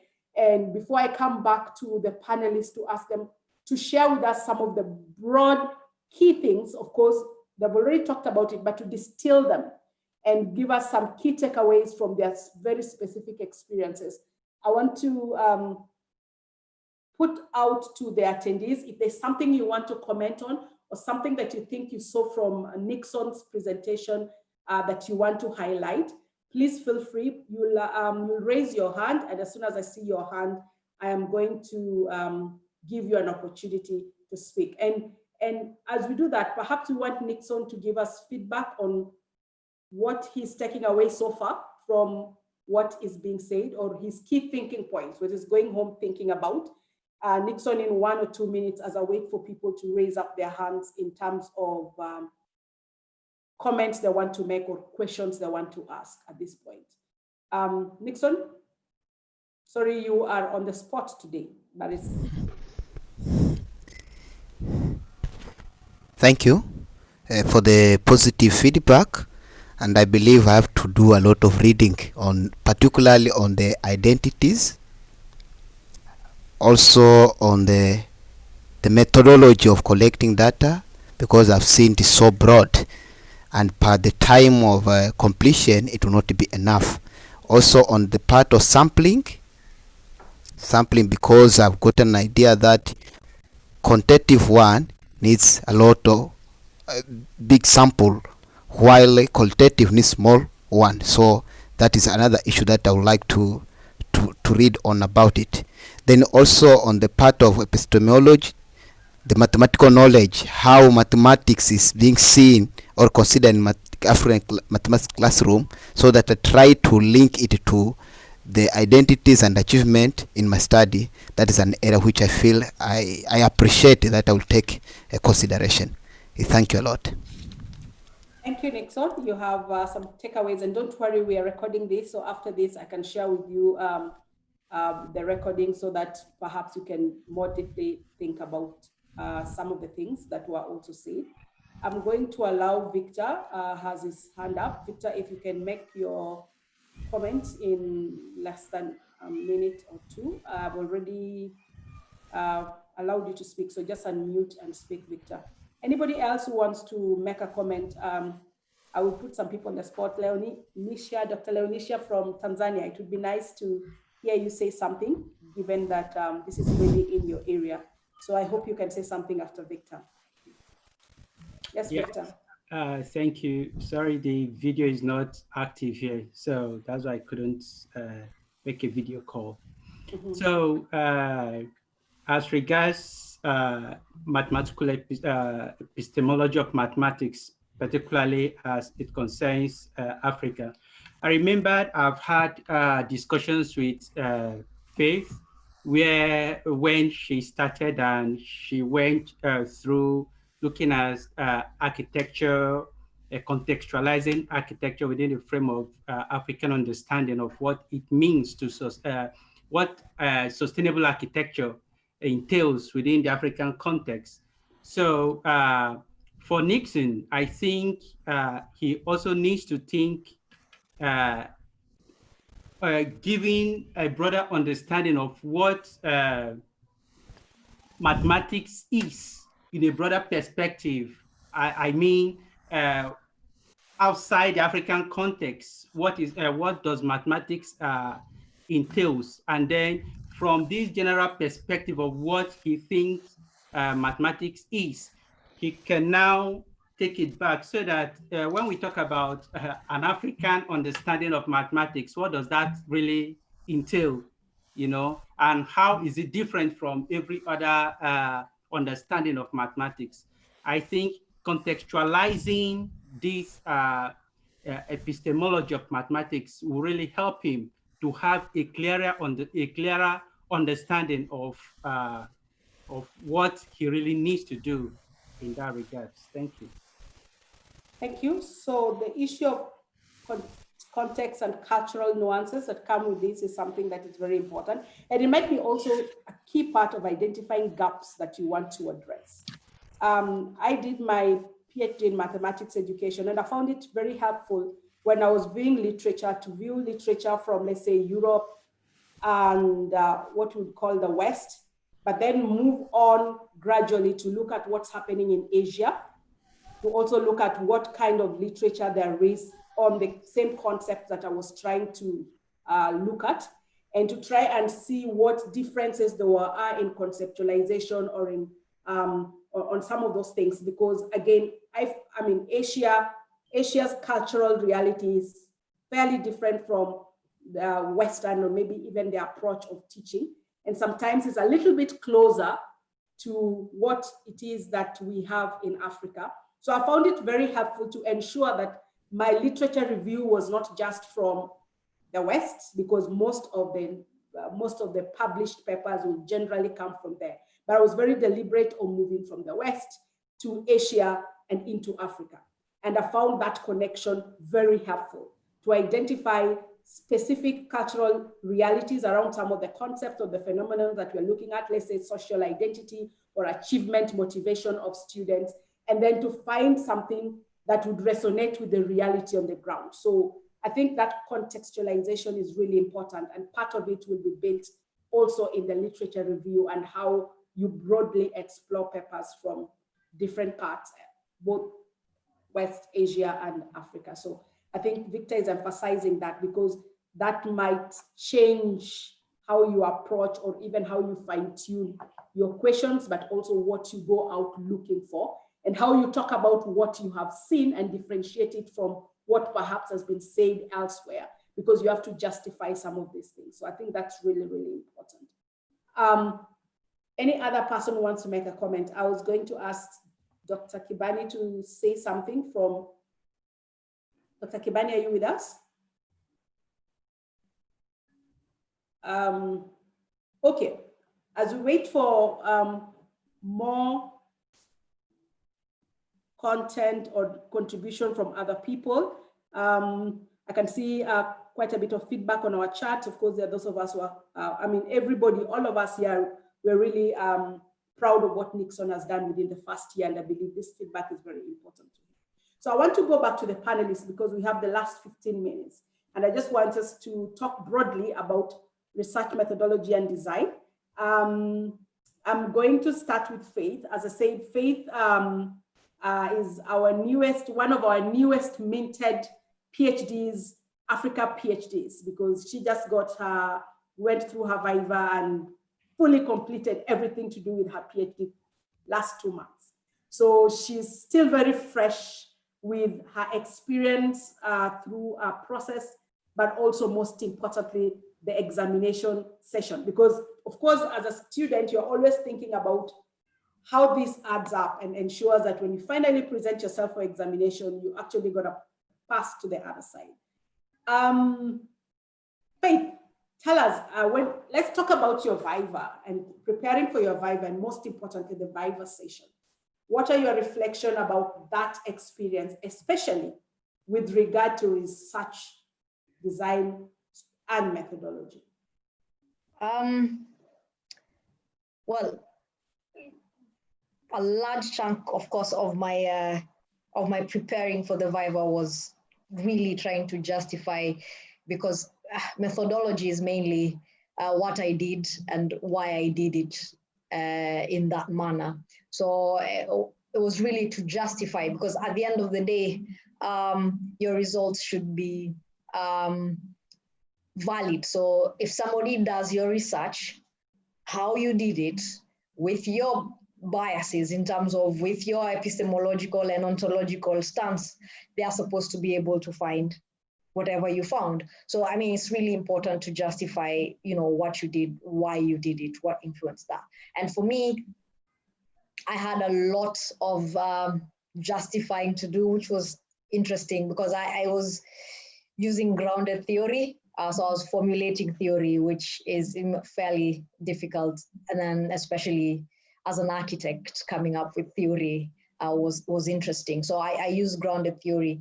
But I think what I would say generally is when you're dealing with especially epistemology and ontology, and I find a lot of students try to sound too intelligent, but then they're not very sure what they are talking about. So it's very easy to read different books and then come up with all this jargon of, so I'm going to do this and get insight from other authors.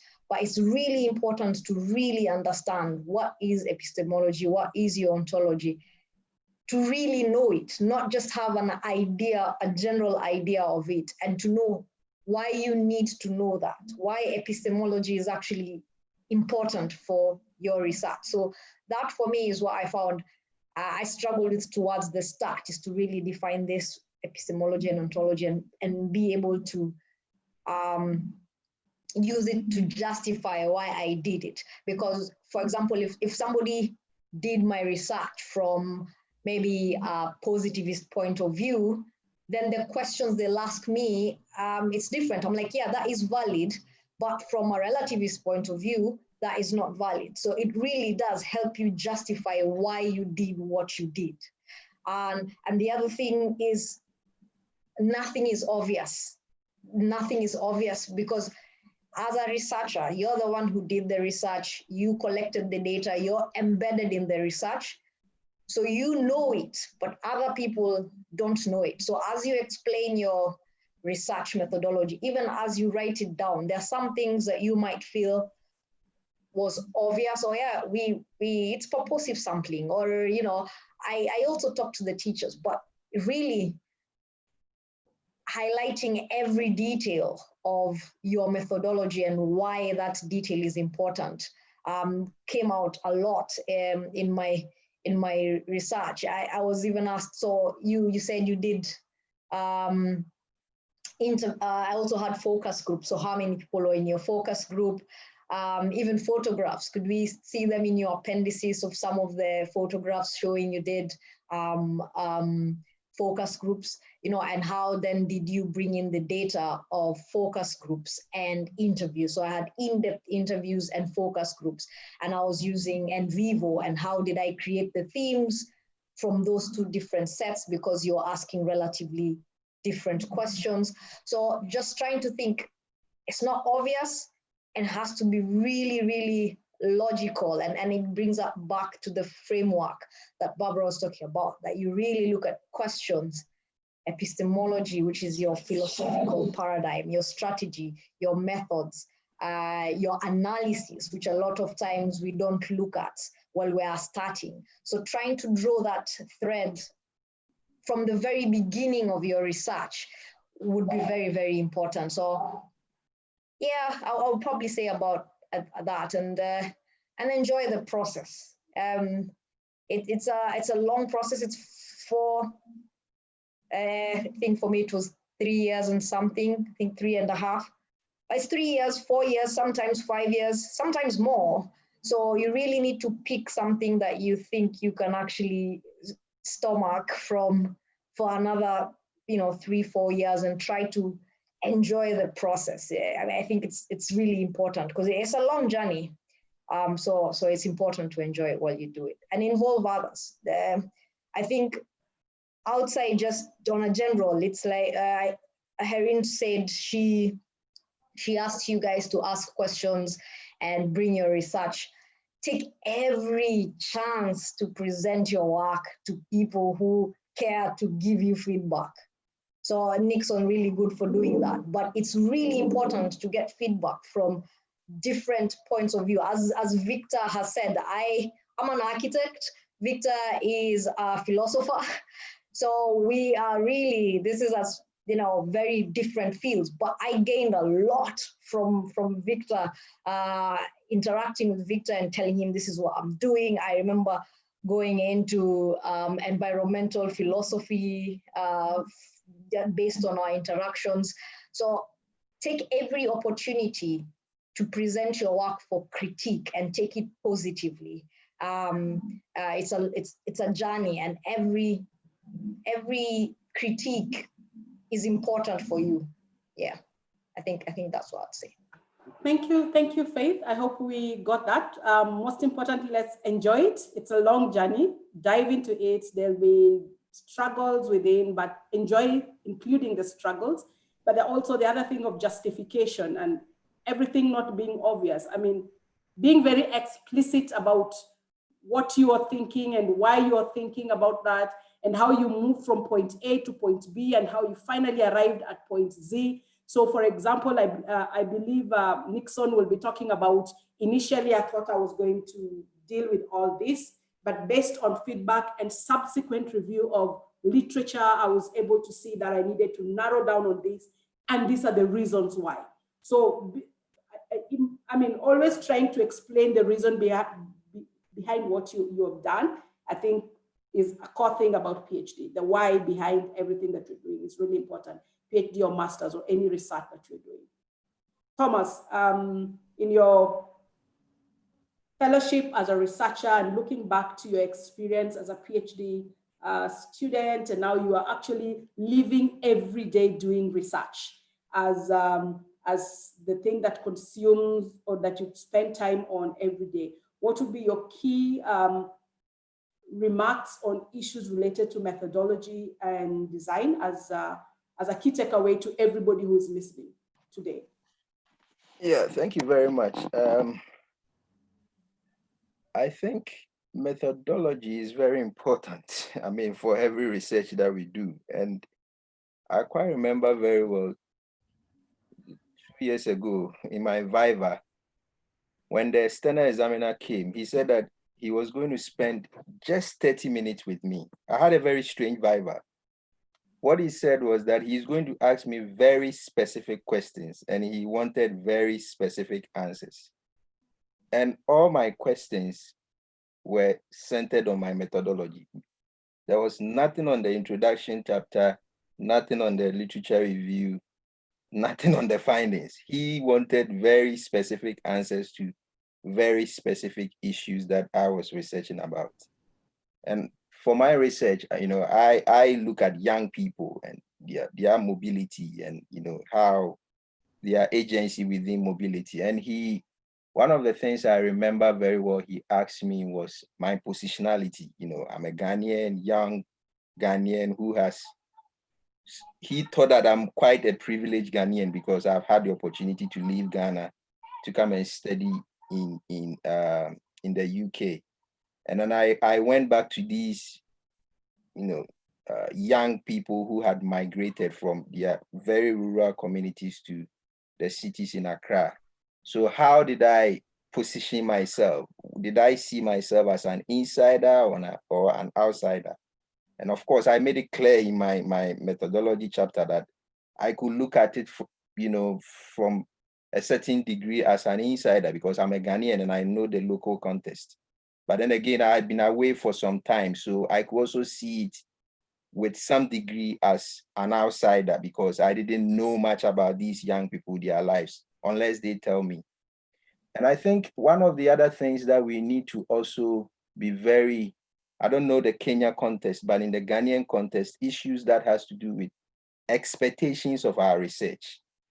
So, here in Coventry, I work on refugee and energy access in Rwanda and then Nepal. There is a project which I'm on. And you go to these, very vulnerable people. You want to go and collect data from them for whatever purpose. in most of the time, because we need our data, we need our information to be able to write our thesis or our research findings. What I found out, especially for my research, during my PhD, and then, for the Coventry work, the work that I'm doing here at Coventry University, is that researchers sometimes lie to their participants about, their research, that this work is going to benefit you. Yeah, the findings are going to be submitted to government or NGO. So you need to, but in natural sense, you are doing this piece of work for your PhD or for your own work that you are doing. Of course, you might submit reports to government department or, stakeholders, and whether they would take the findings and implement them to improve lives, you have no control over that. So what I'm trying to communicate here is that we need to be very sincere with our participants. We need to be very open to them. Don't hide behind the fact that, if you reveal the fact that, the research is for academic purpose, you might think that they may not respond to you because, it's not going to bring any improvement in their lives. But actually, in my own research, during my PhD, I made it clear to my participants, because they were telling me that people had come to them to ask them several questions like this about their lives, and that they were expecting that by this time something would have improved in their situation. But in natural sense, nothing has happened to them. So I think that we need to be very clear with whatever piece of research. If it is a policy research, a research that is going to, a government has commissioned you to do, make it clear to them. It is for your PhD thesis. Make it absolutely clear to them, and don't make promises with your research that, oh, it's going to change their lives, it's going to change their situation. So that is something I wanted to put across briefly. Thank you. Thank you, Thomas. Quite some big takeaways there, and perhaps things that are worth considering even more deeply, issues related to ethics and how we handle that and what challenges come with that, or the intricacies of that. And I think you brought up some very key things that we have to think about as researchers as we go to the field and interact with our attendees. I mean, with the research participants, and your positioning is really important, and being able to see the different positions that you could take and being able to articulate which one and why, I think it's very important. So Barbara, Thomas has just shared about his experience during his Viva, where his researcher, the external examiner, largely focused on issues related with methodology. And I think Faith also said that most of the questions that she had were related to her research design and methodology, especially. And you, having supervised so many students and also examined so many students, perhaps you want to share with us whether it's also your habit, quote unquote, to look very keenly at the methodology chapter when a dissertation is presented to you for examination. And if so, why is that the case? And therefore, what advice do you want to give as a takeaway to everybody who's listening? Well, that's a big ask. Well, when I'm examining a PhD, I want to know what the research student has found out that is new to the world and which is going to inform me about aspects that I didn't know before. And then I want to know in what ways the methodology has enabled that new insight to emerge. And I want to be convinced by the research student that what he or she has done is for him or her one of the most important, significant, aspects of their PhD study. So if I come back to Nixon, who is looking at student identity in mathematics classrooms, I see this as being mainly qualitative, because it doesn't seem to me that there are going to be enough participants to do a quantitative analysis. So let's say that from one of the classrooms that Nixon has looked at, there are two particular students that he's focused on in order to chart their identity and their achievement. Let's call them John and Elizabeth, because of course, thinking ethically, you've got to preserve those students' privacy, so you wouldn't be using their real names, because we must not be able to get back to those particular students. It then raises the question, well, who is interested in John and Elizabeth? John and Elizabeth are just two African students. Who is interested in John's identity or Elizabeth's identity? Why are we presenting the identities of these two students? And assuming that we've had an appropriate methodological structure to our research, then I assume we're going to be saying something that we think is really significant, that we've learned through focusing on these two students.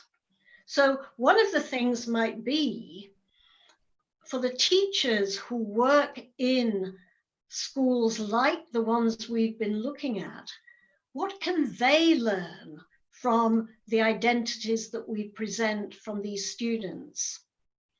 And then what can we learn more generally? What can somebody like me, who's English and works in England or Norway, learn from your characterization of two African students? What can people in China or Australia learn from that? So we have to present what we've learned in a way that portrays the significance, not just of these two students, but what we've learned about them that is of relevance to people both locally, nationally, and internationally. So at the end of the PhD, we've not only got to be presenting the identities and achievement of John and Elizabeth, we've got to be drawing out the key elements of those characteristics, that sharing those with our colleagues widely can enable them to gain insights into the sorts of things that we notice when we go into real depth on particular people's identity and achievement. And that's not an easy thing to do. And one of the things that I have found as a supervisor is that however good the student, there comes a time in the PhD process where I have to say, you think you've finished, and I'm telling you that you have not finished, because you are not enabling the wider world to see the real significance of what you've done that can enable them to gain insight from your work. And you have an extra step to take. If I then step into my role as examiner, for the people who get the best PhDs, they are those who can achieve what I've just asked for, who can show us in the wider world what is significant about what you've done, not just about the particular individuals in an African classroom, but that give us something that we can learn about the education of these people in an African context, which can be relevant beyond that context. It's not easy. Yes, it's not easy, and that's why it's a PhD. And it's the fun of it, I think. The fun of it is the fact that it is not easy. The fun of it is the fact that you find yourself pushing yourself and learning and drawing and also presenting something new. I think really important. And I think going back to the topic that we are discussing today, research design and methodology, that as Barbara is saying, that one of the things that is celebrated about a PhD is what is it that you come out with that people can learn and draw from different contexts. But the credibility of that claim of what you come up with, part of it will be linked back to your research design and methodology.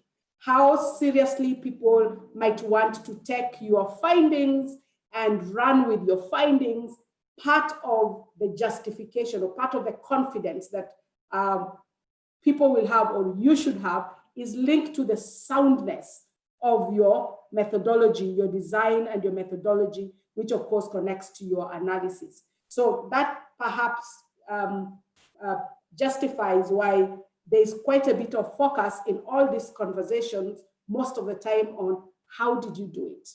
And what particular attention, what did you pay attention to and why? So I think, as I said, it's a broad area. The main thing is to read, because a lot of these things are already captured in articles. And there's something Barbara said, that the reading is not necessarily at some point just within our area. Sometimes you find yourself being a little adventurous and borrowing from something that is external to your area, but because you feel it would make sense to borrow. And I think that's also part of the excitement, because the new knowledge sometimes is not just new knowledge in terms of the theories you come up with or the findings, but also there could be new knowledge in terms of how you've used a methodology from a different setup in your context in a different way. So I think what we can say to all of us, that there's a lot to learn, and there's a lot that has already been written out there. The one thing that we have to continue doing is laying hold of what has already been done and reading them critically and seeing what it is that you want to draw from them and justifying why that is important. So I can see we are at 407. I am not seeing any other hand up apart from Victor's, which I believe was from the first time. Oh, there's Krista. Krista, just before we close, could I, let me allow you to talk very quickly, 1 minute, and then we close so that we keep our time. Yes, Krista.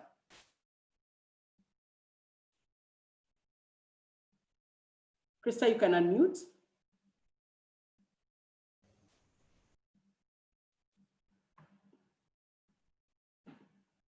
Great, unmute and speak. You're still muted.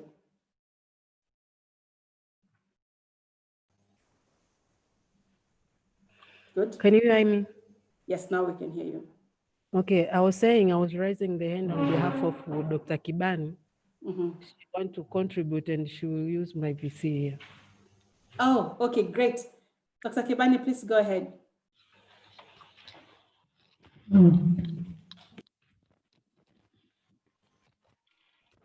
Hello, please go ahead.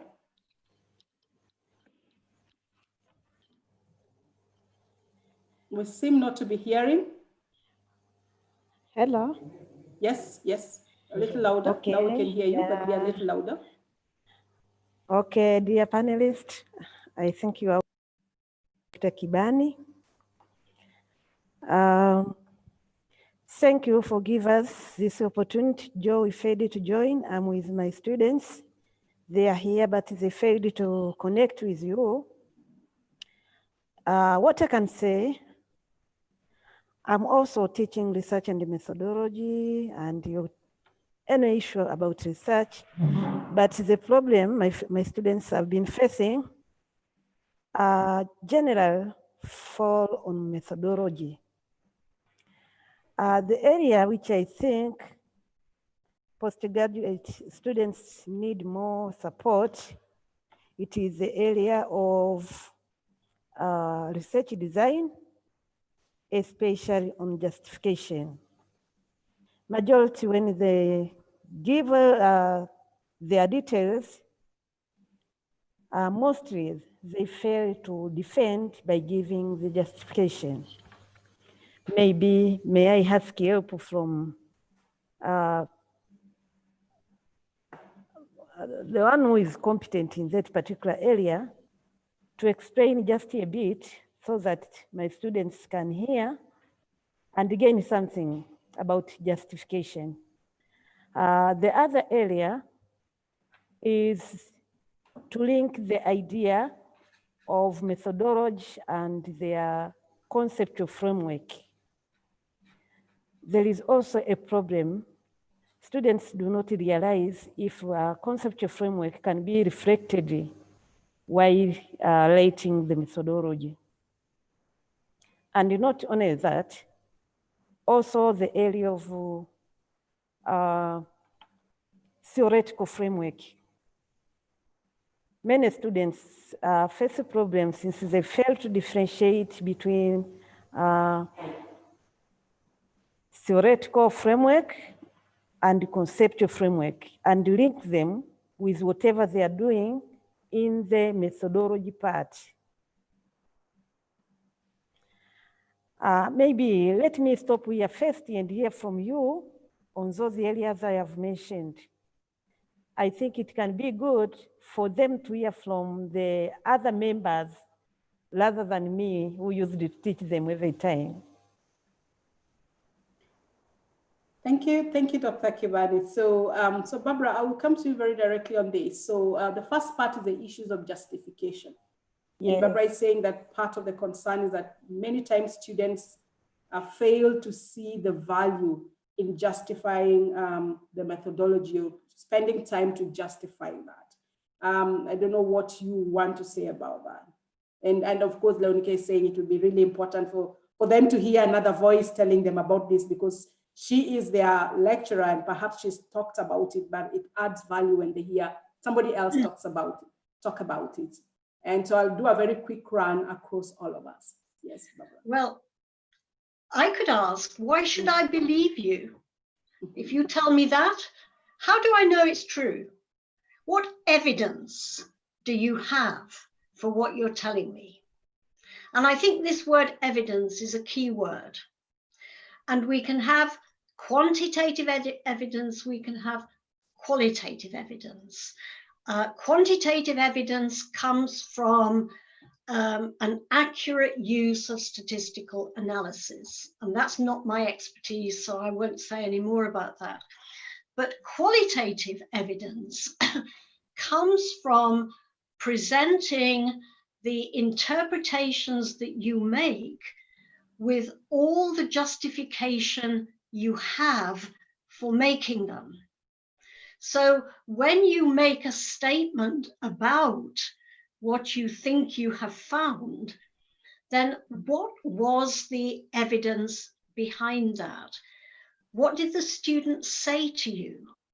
What did the student do in the classroom?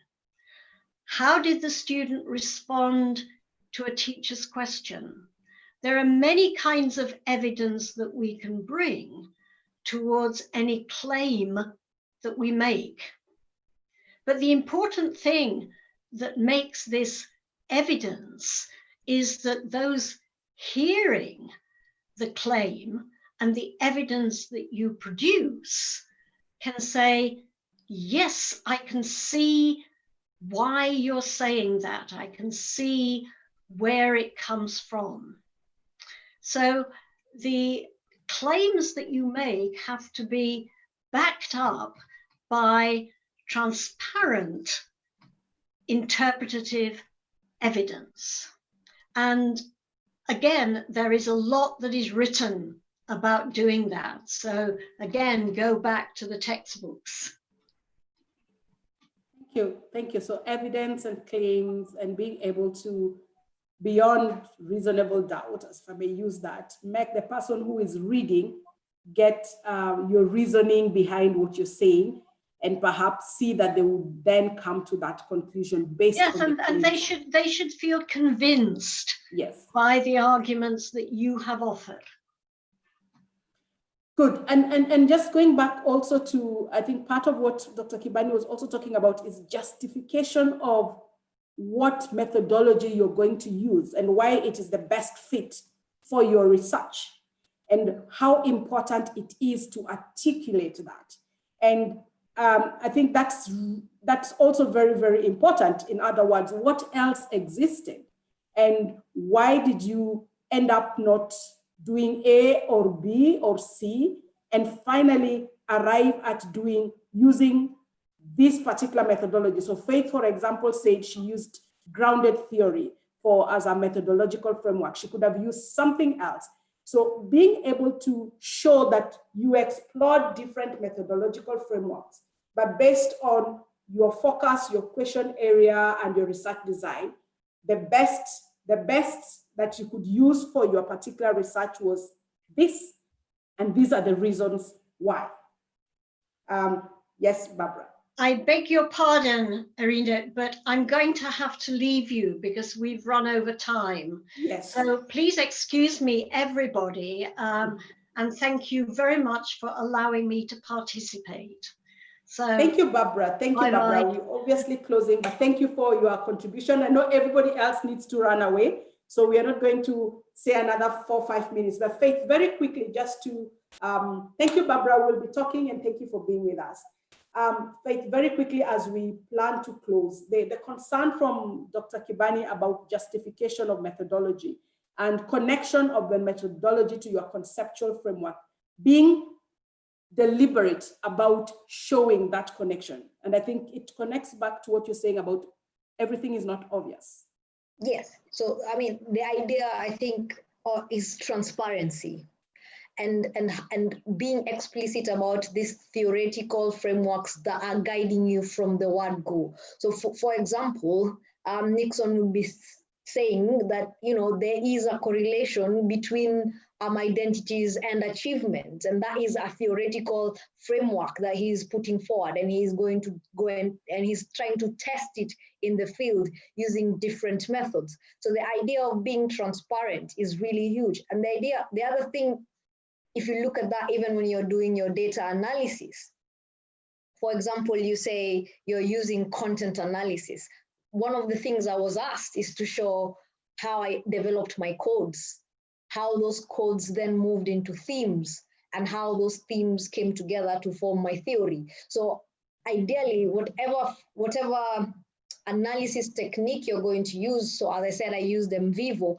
So how did I move from my interviews after I had transcribed, and how did I generate every node? I had to be really transparent about that. I had to show screenshots of all my NVivo coding and how this text came to this code, and how these codes merged into this theme.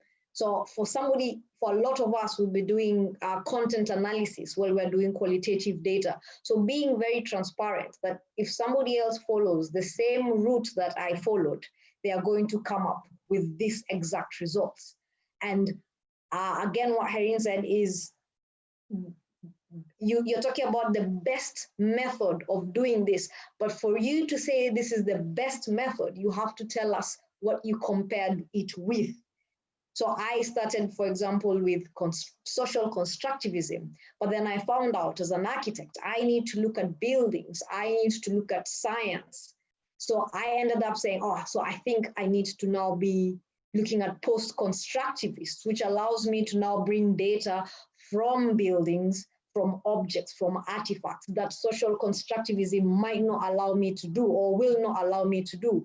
So then that is the best fit, because I had already looked at other ways, and I said, okay, I cannot justify knowledge construction only as an architect, only from social. It also comes from the physical.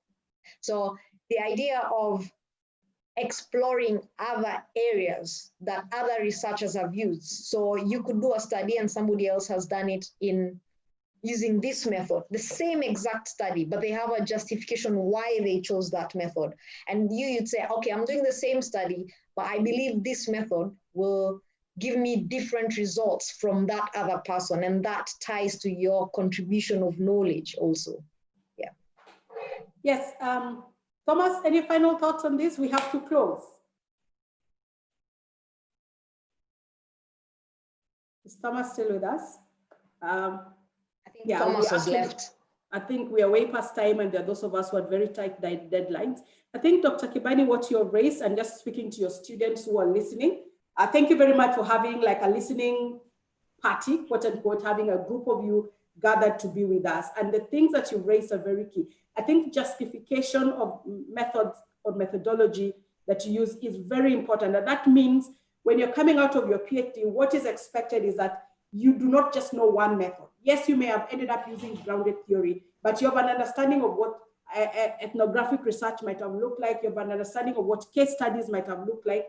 But out of that exploration, you decided you're going to use ethnography because of reason A, B, C. Maybe the kind of questions you're going to ask, or the kind of analysis, the kind of data that you might eventually collect or you eventually collected, and what you're looking to glean out of that data. So I think what you're saying to your students, which is really important, is that in PhD, the why behind everything we do is important for every stage. If it is the theoretical framework you're using, it can't be that you just say, this is a theoretical framework. You have to look at what are the other theories that have been developed, what is the strength of this, what are the similarities, and then where is the departure point for you as to why you're going to choose theory X, or you're going to mix theory X and theory Z. The why is always very important. But I guess we should, and we will have another conversation on theoretical frameworks and have a deeper understanding, a deeper conversation in that, and take time during that time to also show how it connects to our methodology, because you're right, nothing in your thesis is a standalone segment. That now you finish with theoretical framework, now you're doing methodology, and now you finish with methodology, you're doing analysis. I used to liken my doing my PhD, I used to call it weaving, because it felt like it is one thread that you continue weaving and creating patterns, but there's a connection throughout. So I think I just want to amplify that, which is what you're saying. I mean, you have been telling them, but it's important for them to hear it from other people. And we're looking forward for more interactions. We will have another discussion on theoretical frameworks in the next session, and we'll connect it to a discussion on research design, so that it's not a piece on its own. But at this point, I just want to say thank you very much for everybody who came in. We have gone way above by 22 minutes. And of course, some of our panelists had to leave early. But I want to thank Victor, and I want to thank Faith, and of course, Thomas and Barbara for the time that we spent together. And all of you, because we would not have this session if you're not there. Good luck with everything that you're doing. Remember what Faith said, please enjoy it. And read, but also discuss. We hope in the next session we'll have more than one student doing a presentation so that we can use it as an anchor for our conversation. But once again, all our upload goes to Nixon for stepping out and being the point of conversation for the point of reference in our conversations for today. So I will sign out from here. Thank you very much. The recording will be out maybe in a week or two to go to our YouTube channel so that you can listen to this again and draw insights as you may wish. Thank you very much. And Erin, sorry, it's me, Thomas. Sorry, my connection dropped. I just got back in, but just a quick one. Some of the students were asking whether they could get a contact of some of the panelist members. I don't know if that was addressed or is something that could be done. Okay, so I have the emails of all those who participated. So right. I guess I will talk to the individual panelists and get their consent. And then as we send an email, post-webinar email, I will share with them the ones of the panelists who are available for contact. I think it would really be nice to continue with this conversation or to share any resource. That's what we did in the last webinar. If there's an article or a resource that we might want to share with the students after this as a point of reference, we can be able to do that. Sure. So I will Thank reach out to all of us and I will share the contacts after I talk to the panelists. Is that okay, Thomas? Yes, that's right. Thank you so much. Thank you, and thank you, Thomas, for being here. Thank you, everybody. See you next month. Thank you too. Thank you. Thank Bye-bye. you. Bye. Yeah.